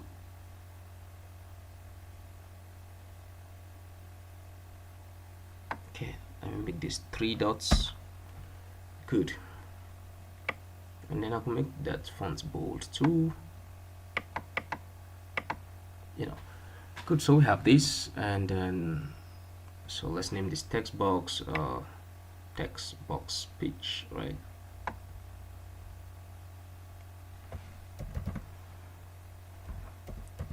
Box speech, or text speech, just like we did in the last video. Text speech. So now we have this fine interface here. Just go right ahead and save this. Good. Now the idea is you click here, and then it tells you, it says ready, and then it tells you when you're ready to say something, and then you say that thing, and then it's going to be displayed here. Now this is actually a very simple application we're doing, but it's you could do these, you could create a kind of a command system, list of command system that you can say, okay, change. You could tell the form to change color. You could tell the form to open a new form. You could tell, there's different kind of commands that you could actually tell the form, and we're going to look at we're just going to look at that when we come to the intelligence part of this video. So to run this and make sure this is running very well, let's make this the main form. So you just go to program.cs, and then you can see application run form text speech. So let's change it to speech text. So that should be the first program. So this will be the startup program. This will be the startup form, rather. The form speech to text. So now we can run this and see if it conforms to what we have designed. So let's run this and see.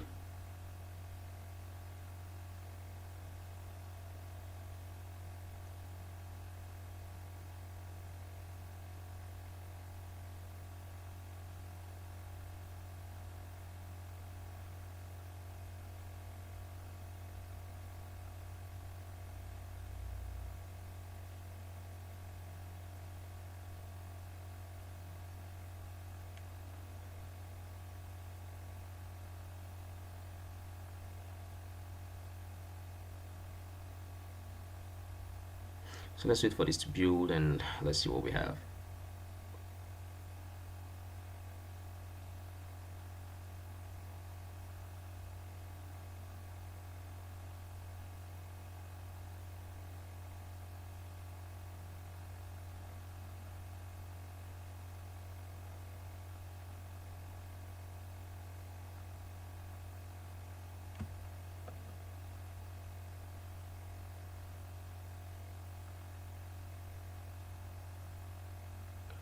Okay, let's wait a little bit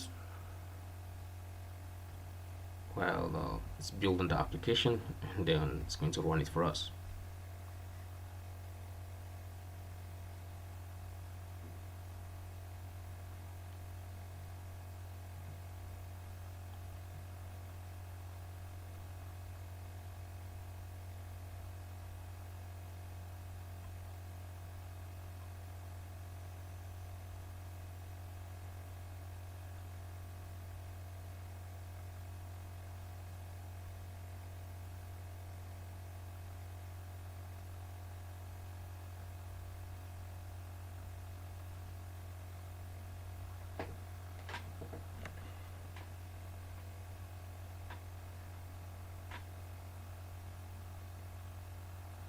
Okay, just to verify that that form, this form speech to text is going to be the entry point of the program.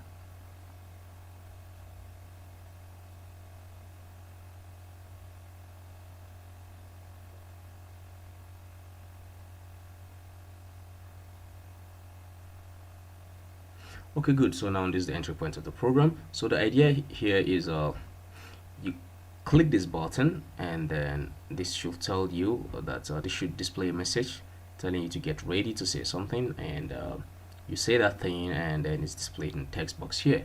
So by that way, we're converting text to speech. Now in the next video, we're going to see how we can achieve that in codes. So this is a simple application, like I said, and of course we're going to add intelligence to this in the end of the at the end of the day, in the end of the video, to see how we can create a kind of voice command to perform some certain actions that we want it to perform by saying some command queries like that. So thank you for watching this video. Stay with me while we code this section of this application in the next video. Thank you.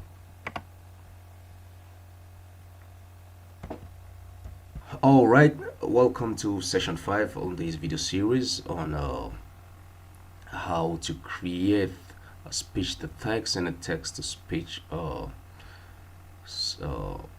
app in C# using the Microsoft Speech API. My name is Ayuba Ojanegumwazu, and in this session 5 here, we're going to add some intelligence to our application. If you could remember, in the last video, we were able to create a speech to text interface as part of our application, which we created this form called form speech to text, and then we're able to run this form, and then we're able to speak to it, and then of course we're able to have result out of it. So now what we're going to do now is we're going to add some intelligence to the application, but before we do that, first of all, let's create the main entry point of the application. So we go to our app, we go to add a new form, let it be the main entry form. So just go here, just add new item,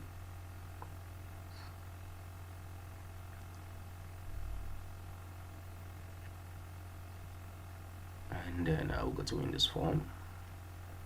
So we name this main form.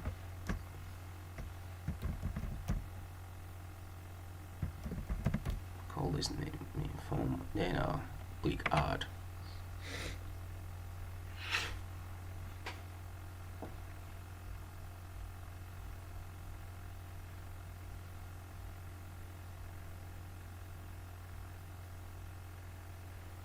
Good, so this will be our main form. Good, we can make this form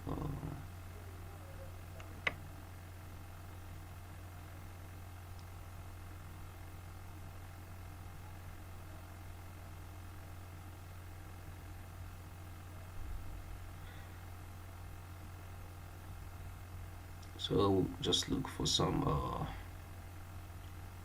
attributes. We can make this form, start position,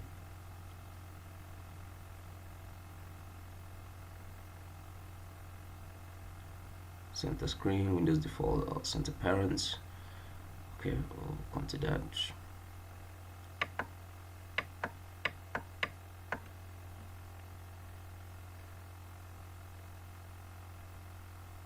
So it's MDI container, we'll make it true, and then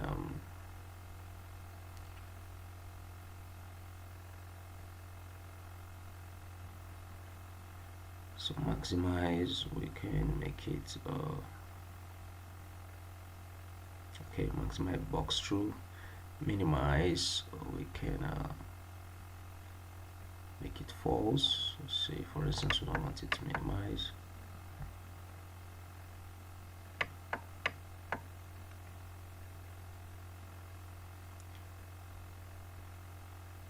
So we'll just look for some attributes that I think we might need. Windows states, we can make it maximized. So once it's opened, it should be maximized, and then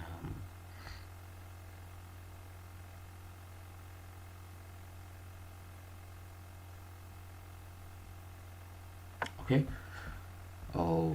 So let's now add some label.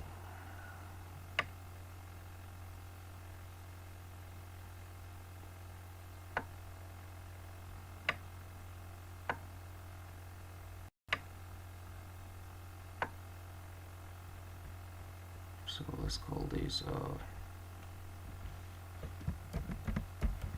welcome to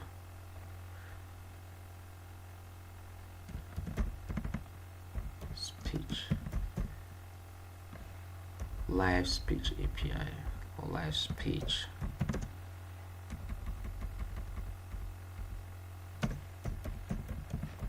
application.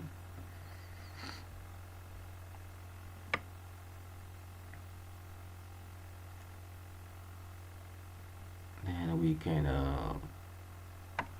change this font of this. We could make it 18 as usual. Change this to true.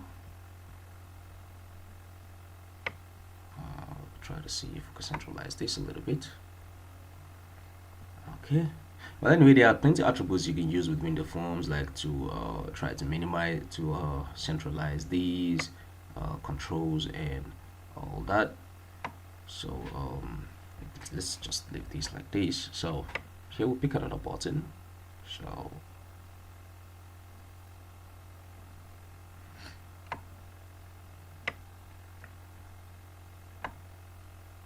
So here we say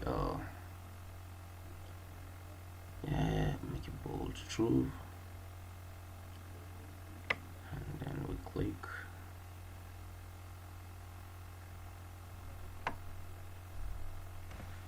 Name it button text to speech, button text speech as button text to speech.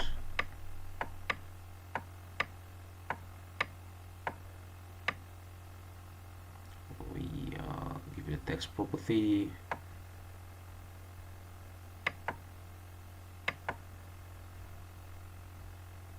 so we say enter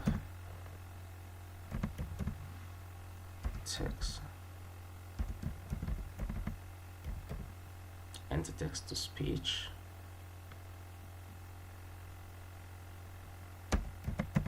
enter text to speech section.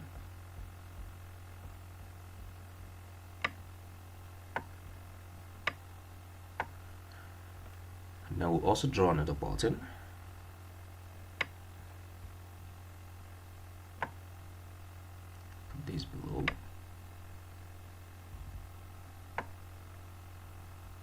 Can reduce this a little bit like this. Good.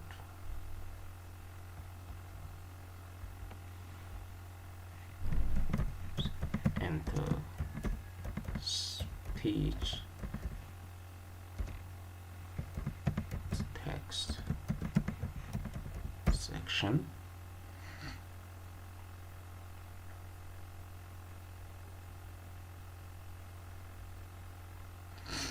Okay,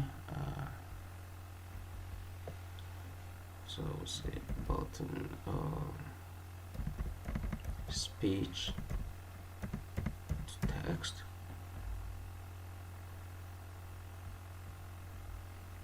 and then we look for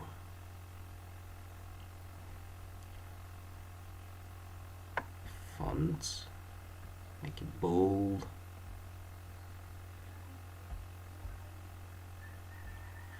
make this bold true. So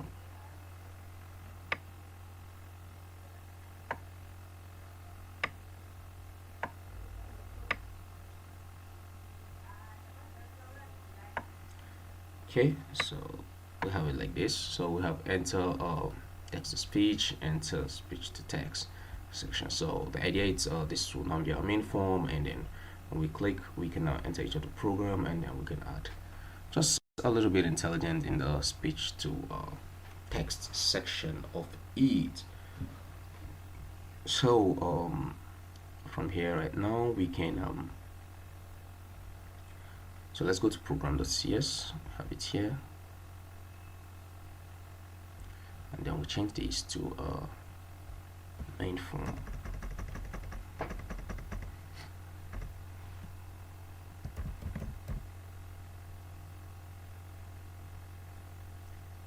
So we'll change this to main form.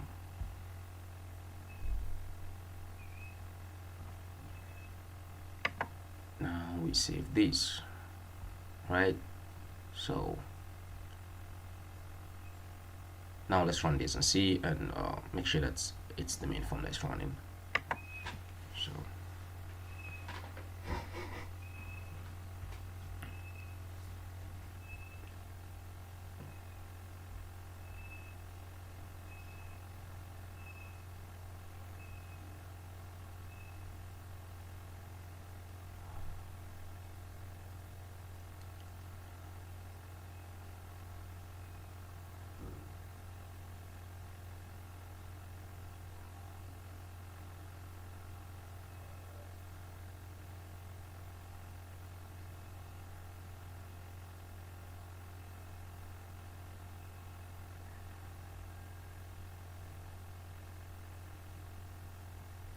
So let's run this and see.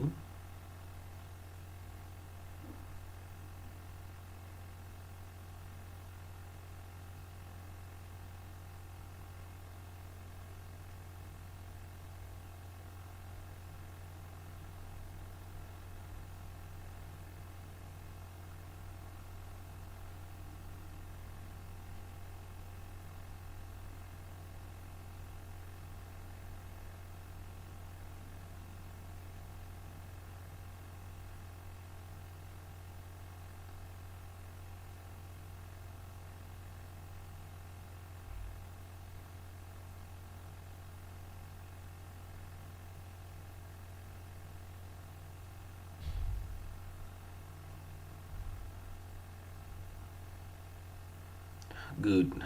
These are main form. Okay, well, let's try to centralize this a little bit, so we have a cleaner application. Okay, so the idea is you click here, it takes you to enter speech to text, and then you click here, it takes you to enter text to speech.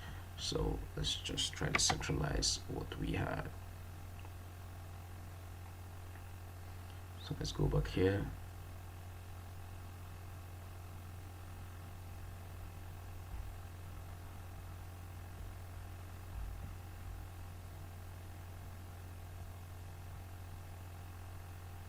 Take this away. It's always be okay, we can take that away. Now let's come here.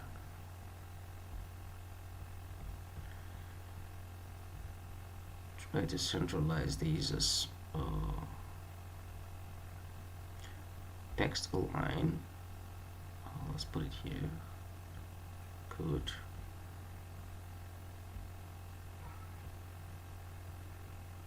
Text align for this middle center too.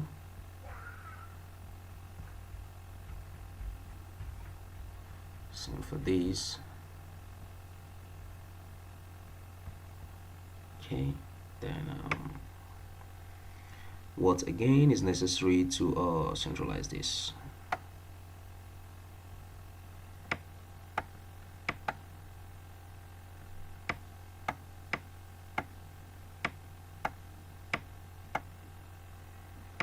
So we'll just look at it and then we'll see any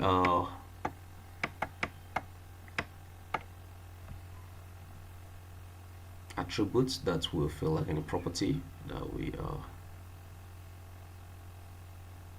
feel is okay for us, and call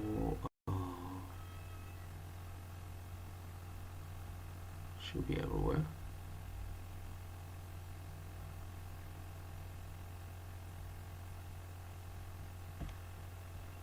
The same with these, and call. I think it should be everywhere, and then our idea is to try to centralize this as much as possible.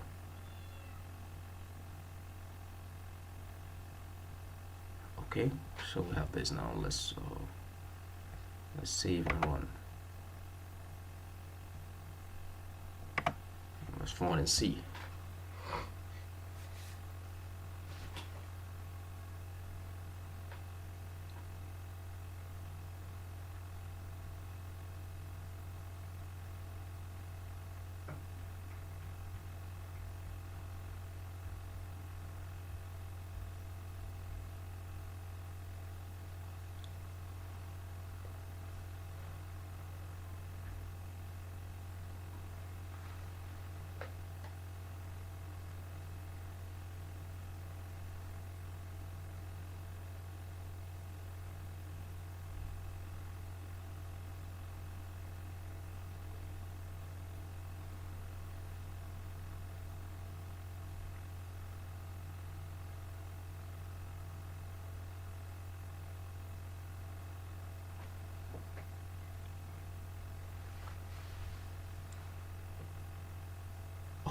Oh, now the anchor is actually really the anchor element is to make this big, so it hasn't really centralized the way we want.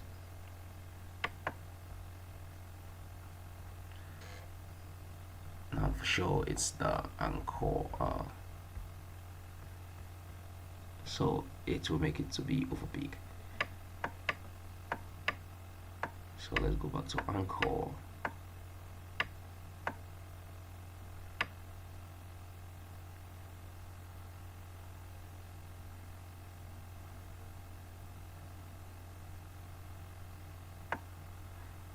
Okay, so it's been a while I've done Windows apps. Mostly usually I do web apps. So okay, doc. Oh nope, I'm not going to fill this.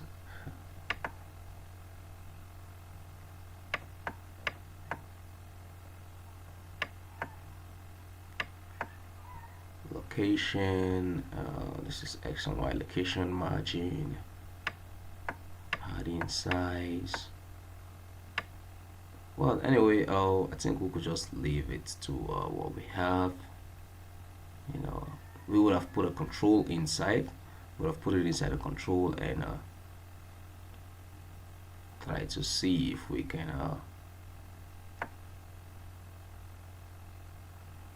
as well, right to left, image align. I could change our button, but we're not interested in that. Okay, so let's say we'll leave this as it is, like this. Oh, let's look at the form itself. Let's see if we can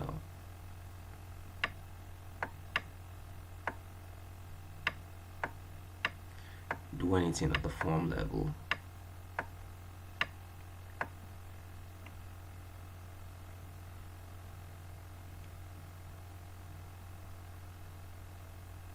Okay.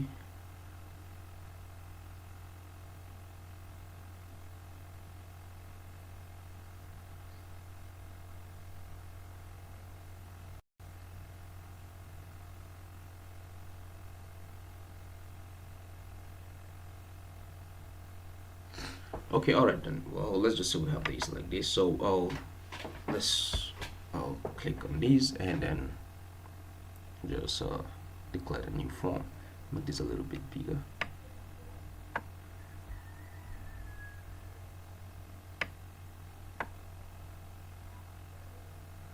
So this is a enter text to speech section. So click on this, and then we declare a new form. So we say form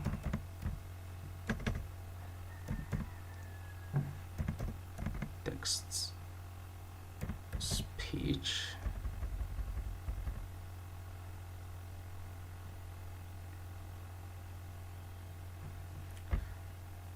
Text speech form should be FRM text speech.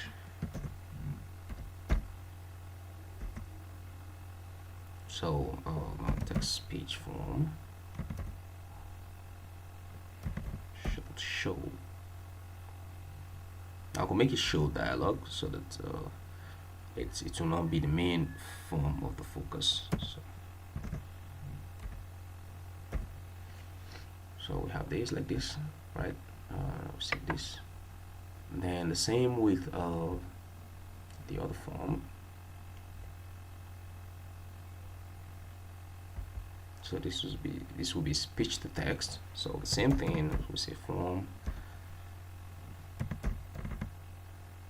speech text form should be new FRM speech text, and then so speech text form show dialog.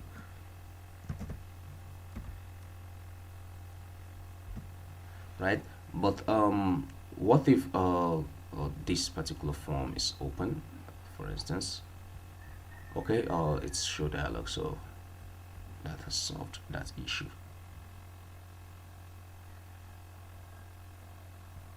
Okay, I think that's so let's save this and let's try it and see.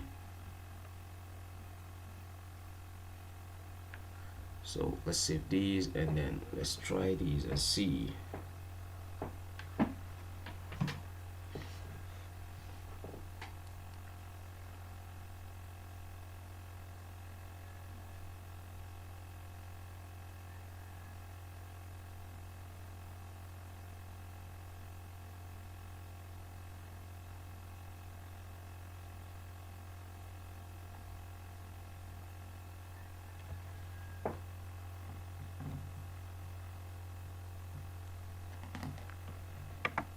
Okay, now let's run this.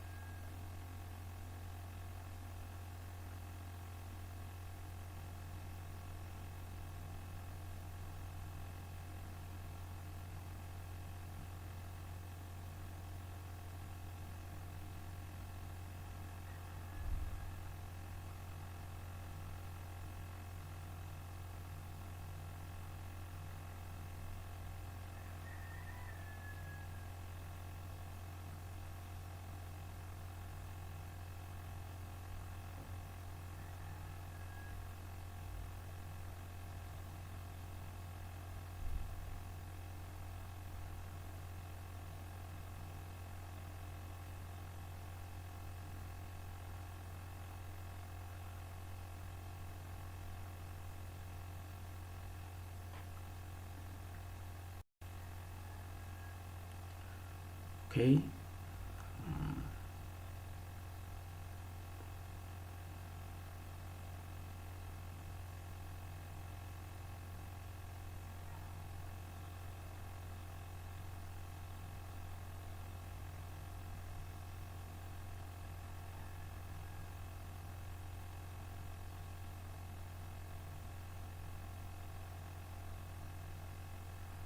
Okay, oh, it's like we didn't do the anchor of this.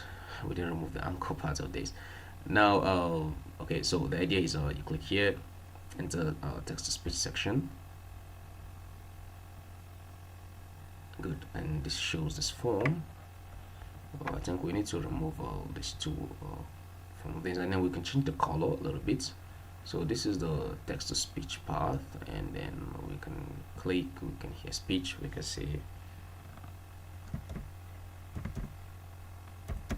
hey my friend,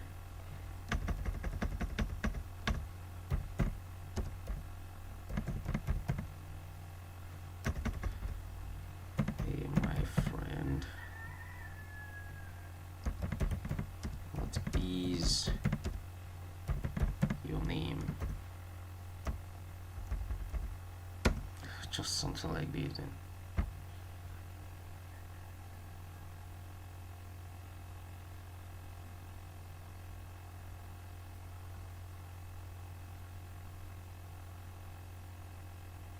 Hey, my friend. What is your name? Okay, good. So all right then, this is what we detected. Hey my friend, what is your name? Of course. Now let's close this, and then we can click to enter speech text section, and then we can say same thing, and then let's write it. Hey my friend, what is your name?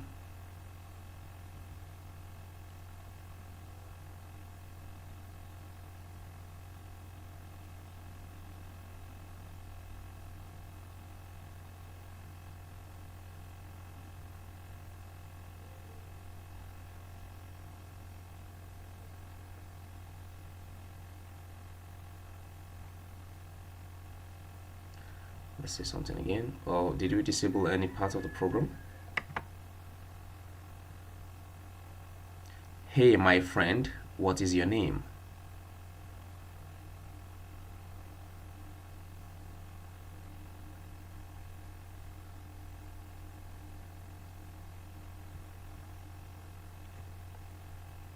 Okay, I think we need to go back to the speech to text and see maybe we've disabled something.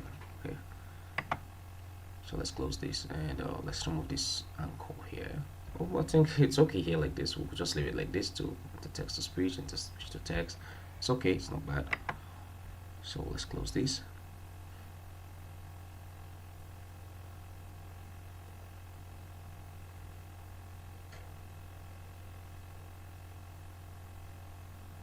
So now we have our main entry points of the program, right? So let's go back to the speech to text and try to add some just small amount of intelligence. So switch back to speech to text application, and first of all we can just each of the application we could remove the expand button. Just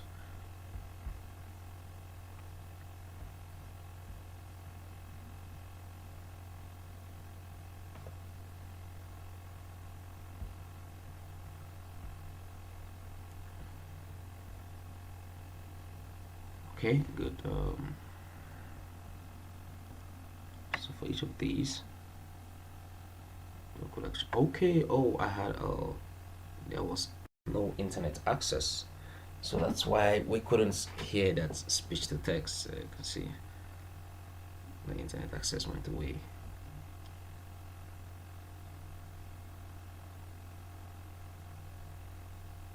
So we need to do that again. Okay, all right then.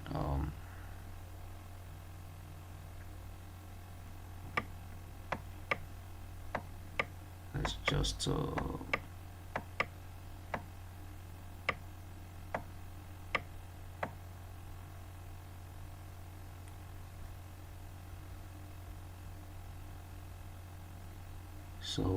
minimize button, minimize box, false, maximize box, false. Good. So we just need only the cancel box here, and the same thing with this is close this form speech to text, and then the same thing with form text to speech, from text to speech, do the same thing. Just make this bold.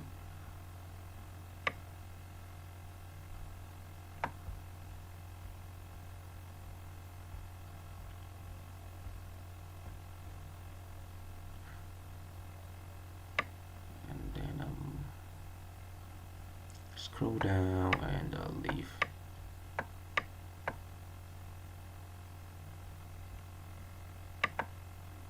This is false. Good. So now let's go back to the speech to text design, or the code behind actually. So now we're going to add some intelligence that if we see something and so good. So now if you can remember, just in between if we get our result and the result is the speech is recognized, so we're just going to add some intelligence, like we will tell it to change color and all that. So before we do that, first of all, I declared this form, the current form. I declared this, so just write this. I'll just put private static form current form so that we get the current form, and then you change the current form to this. So let it be the current form. So we're going to use the current form now to so if we're going to do that, I think we just need to remove this, right? So remove that part of the application, and then so now we're going to we'll say if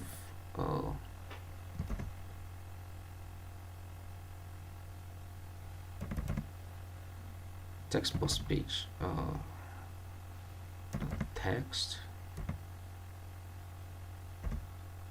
So we're going to say like a kind of a command query. So if the text box page the text is change green, then something should happen, right?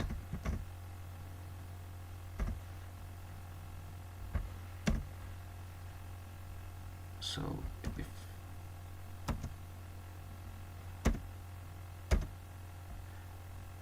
so current form, the back color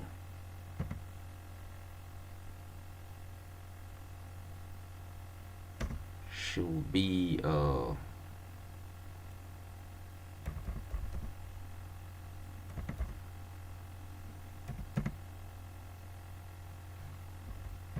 green.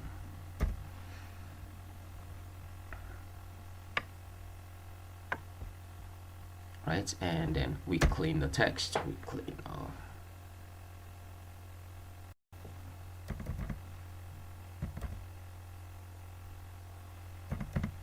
so this will pave way. Okay, we can add this to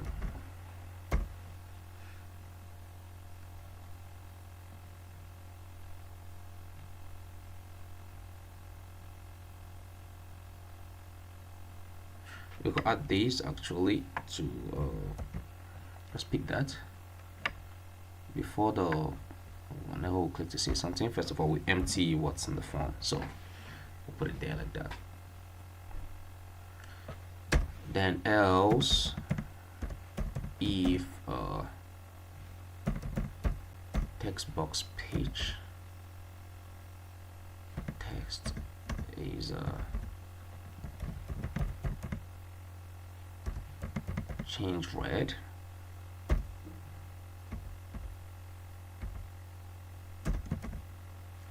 so we'll do the same thing.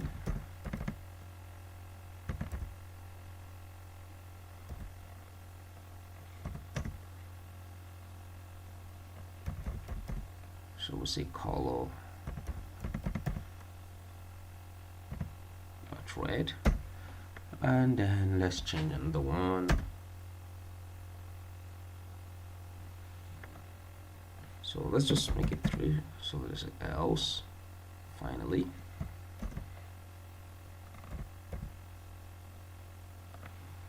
Oh, sorry. Else if text box page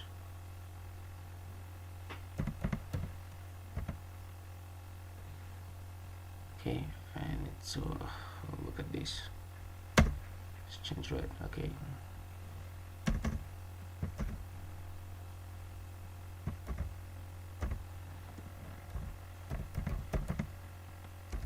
Change blue.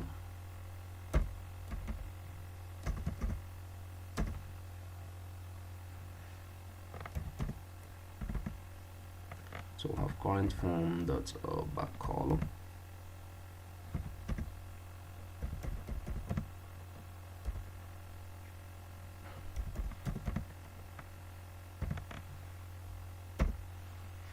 So we have this. So what we're doing now is we recognize each of the speech according to color. So we're just going to say command like change green, and then the color, the current form should change green. We're going to say change red, and then change red. We're going to say change blue, and then it changes to blue. Now you need to understand something. You need to understand that okay, now you need to understand that you can actually say different kind of commands here, and then you can actually add a different kind of intelligence according to keywords that you've entered. For example, you could tell the phone to close, you could tell the button to click, and then you could write a click event in based on what the command query you've given it. So you could actually do that. Okay, now that we have that, I think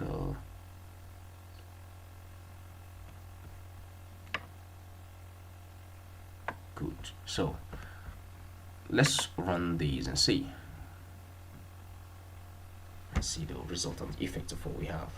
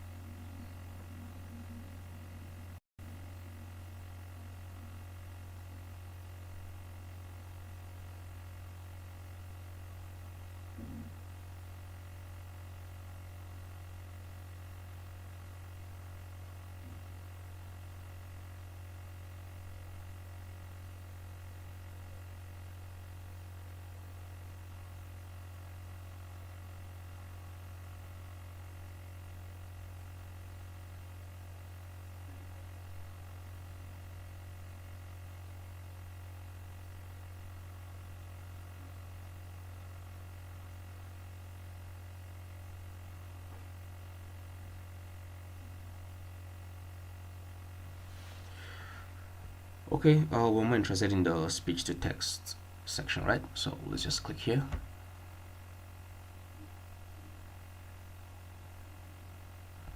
So now we're just going to say command, click to say something.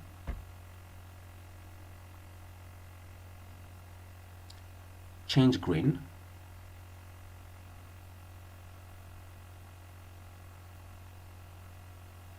Good. So you can see I give it a command and then it says change green. So let's also say something again. Change red.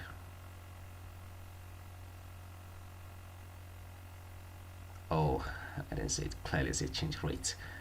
Okay. Change red.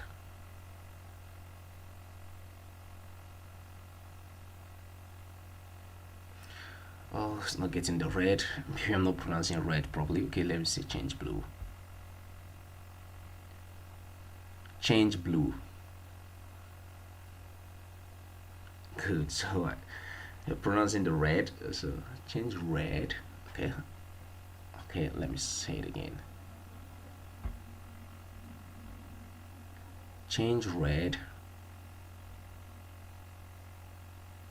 Okay, so it's how I pronounce my red. So now you can see that we've added intelligence here, and by saying a command, you know, we changed the form. So you could add different kinds of, you could create amazing application using this kind of command query. You could think of different things, like with the speech to command you could actually design an application that will for automobile systems, for cars, like modern cars. You could speak to it and you know and just change it, like the different kinds of automation that you really want to do.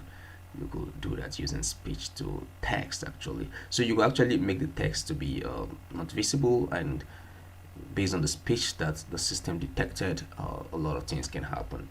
So let's see, let's try to see close, and then let's see if we're going to close this application just by let's say command close and see if we're going to close this form. So let's close this and then let's go back and do the same thing.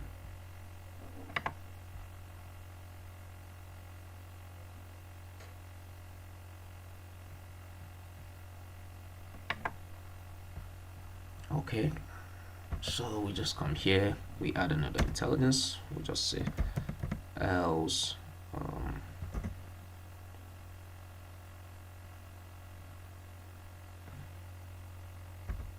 else if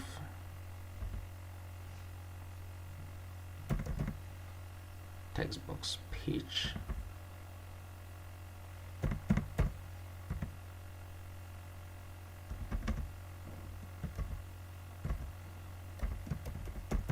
is close,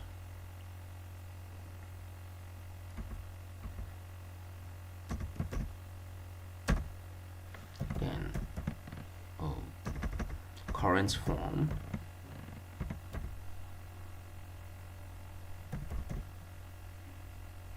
should close.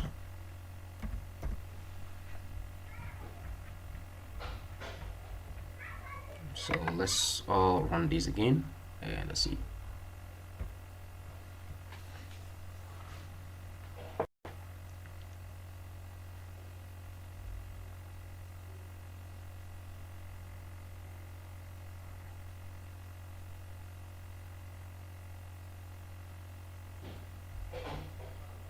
So let's run these again and see the resultant effect.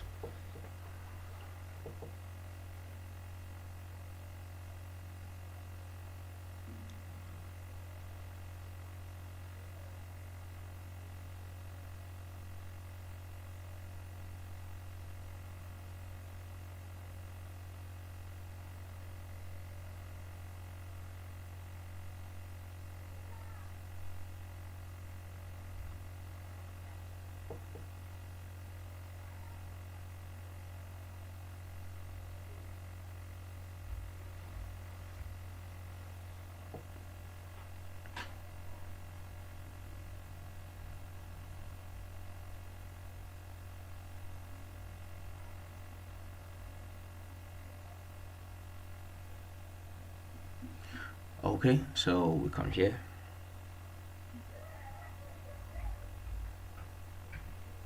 Now let's see the same thing.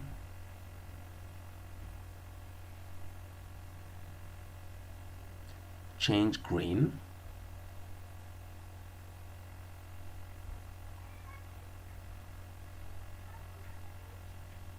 Good, and then let's say it should close. Close.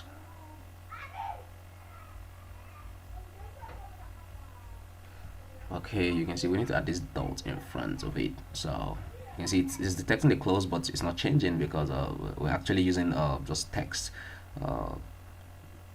just based on the text that is written here to display this command. So we just need to add this dot in front of it. So let's close these in.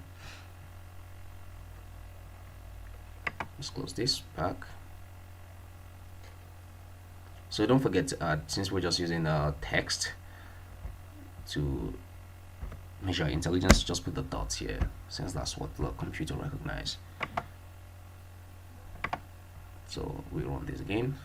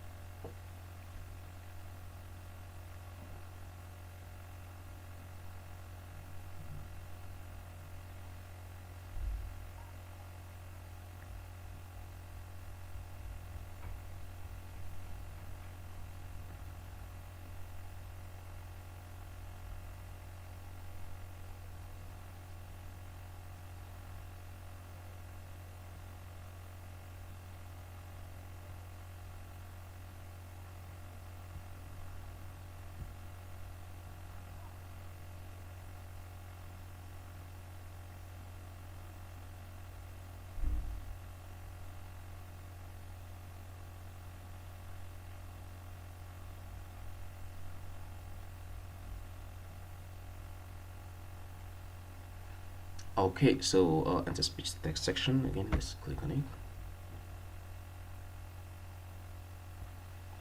Now click and say something. Good. Change blue. Oop. And then we click again, and then we say close. Close. And that's it. So you can see we have a live speech application that we can interact with, and then we can say some commands to it, and then it changes according to the commands that's it's being given to it. So you could actually design amazing applications like a kind of a voice application, voice command application that will behave according to how you want it to behave. So this is just a tip of the iceberg and of what you can do with the Microsoft Speech SDK and API to run your application. So we just did a simple application here that that responds to our command. So that is that about this. Thank you for watching. Once again, my name is Ayuba Ojonukwamo. Hello, welcome to the concluding parts on this video series on how to create a speech-to-text and text-to-speech application in C# using the Microsoft Speech technology. Once again, my name is Ayuba Ojonukwamo, and in this video tutorial, we're able to learn a whole lot of things.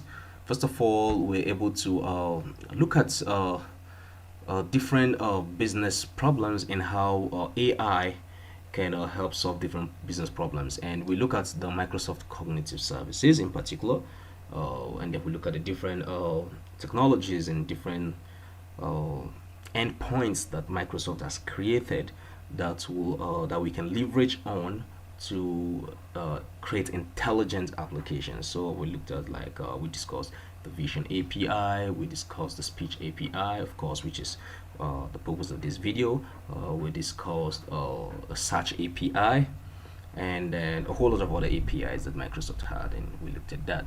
And then from there, we now proceeded into the speech recognition services, and then we discussed how we can use this to create intelligent applications, in which we created one where we say a command, and then the application is able to respond according to the command we gave it. So we're able to do that also. And then after that, we proceeded and created a text-to-speech application where we type a text, and then the text is we hear the speech, we hear a voice telling us the same text that we typed. So from there, we also proceeded to creating a speech-to-text application where we say a word, and then we see the text, the word written in our application. So we're able to do this too, in which, of course, we have it here. Which I run it here. If we get to run these, so it's an application that we're able to create. Currently it's raining here, so maybe there will be a little slight voice interference in what I'm doing. So that's on the way. It's the concluding part of the application, so we discuss it better. So, and then after that, we now created an application that we now added some intelligence into our applications. Oh, sorry.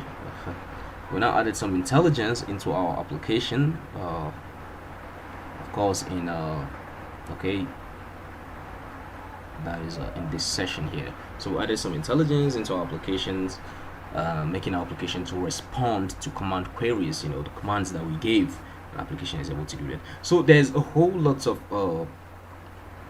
amazing applications you could actually create with the speech technology that Microsoft has for us, the text-to-speech, the speech-to-text, and the translation technology that Microsoft gave us. So you could actually create an example of it is creating a kind of a command system where your application interact based on some commands that you give. And this will be beneficial to people that have disabilities, like in terms of fingers, they can type, and you just create a different kind of app. People can interact with your app. If they don't have fingers to type or click buttons, they can use words from their mouth to engage your application. It's just an idea. You could just a concept that you could do, and different kinds of speech related activities that you could do. You could design you know you could design a kind of a recognition system that will just recognize only a particular voice. So these are different kinds of applications that you can design. So we're able to create one application that responded to queries that we gave, command queries that we gave. For example, we can say change green, and then the application will change green. Then we can say change red, and the application will change red. We can say change blue, and the application will change blue. So we're able to do that. So let's just run it one more time and then see it in action, so we can get to feel that. So like I said, you could actually create your application to respond to commands, voice commands, by creating a series of chains of events. You could just say a voice command and a whole lot of chains of events will happen. So you could create an application like that. And then of course another example of you could actually do a kind of speech conversion application. For example, if a book is written in English and you want to convert it to French, you could actually do that too with the speech recognition, and you could actually create audiobooks too, using the text to speech. You could actually create audiobooks version. So you could just have a PDF, and then you feed into your system, and then it converts that PDF into audio. So basically that's how audiobooks are written. So it just reads out everything for you. So you could create amazing applications like that, that will actually give instructions that people can follow. So on your website or on your desktop application or your mobile app. So what we did here, we were able to create a kind of desktop application that handles that. So let's run this and then let's see it's coming up. So let's get to see what we did at the end of the day. So, and like I said, if you've been following the tutorial, make sure if you're going to run this application, preferably you should have the 64-bit operating system of Windows. So you have to switch that to 64-bit before you should be able to run this. And of course, we have to download or reference the Microsoft Speech API. So we have this up here, I believe.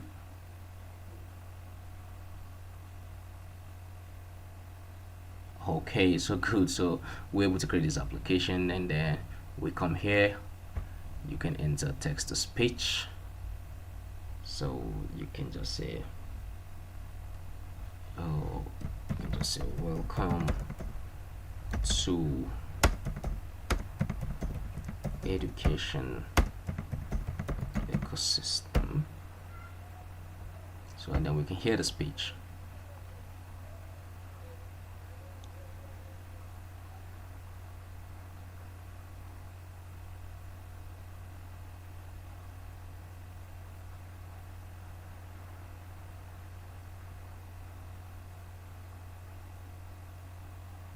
Okay, let's wait for that to connect.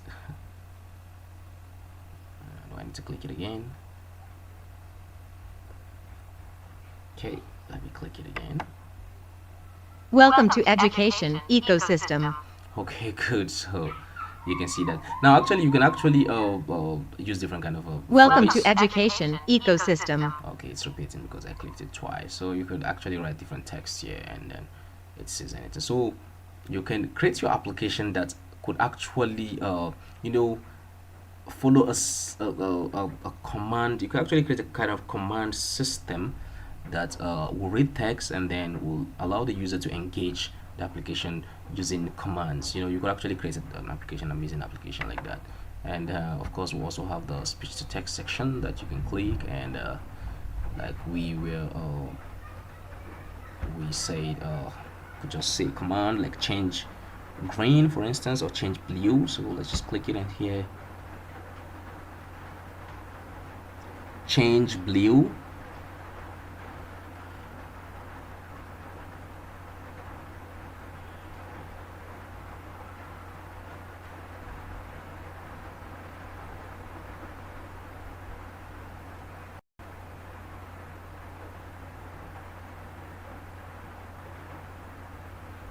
So I think we just have to wait a little bit. So let's see.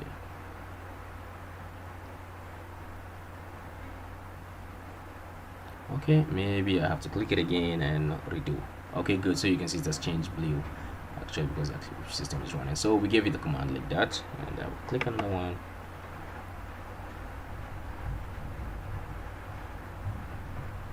Change green.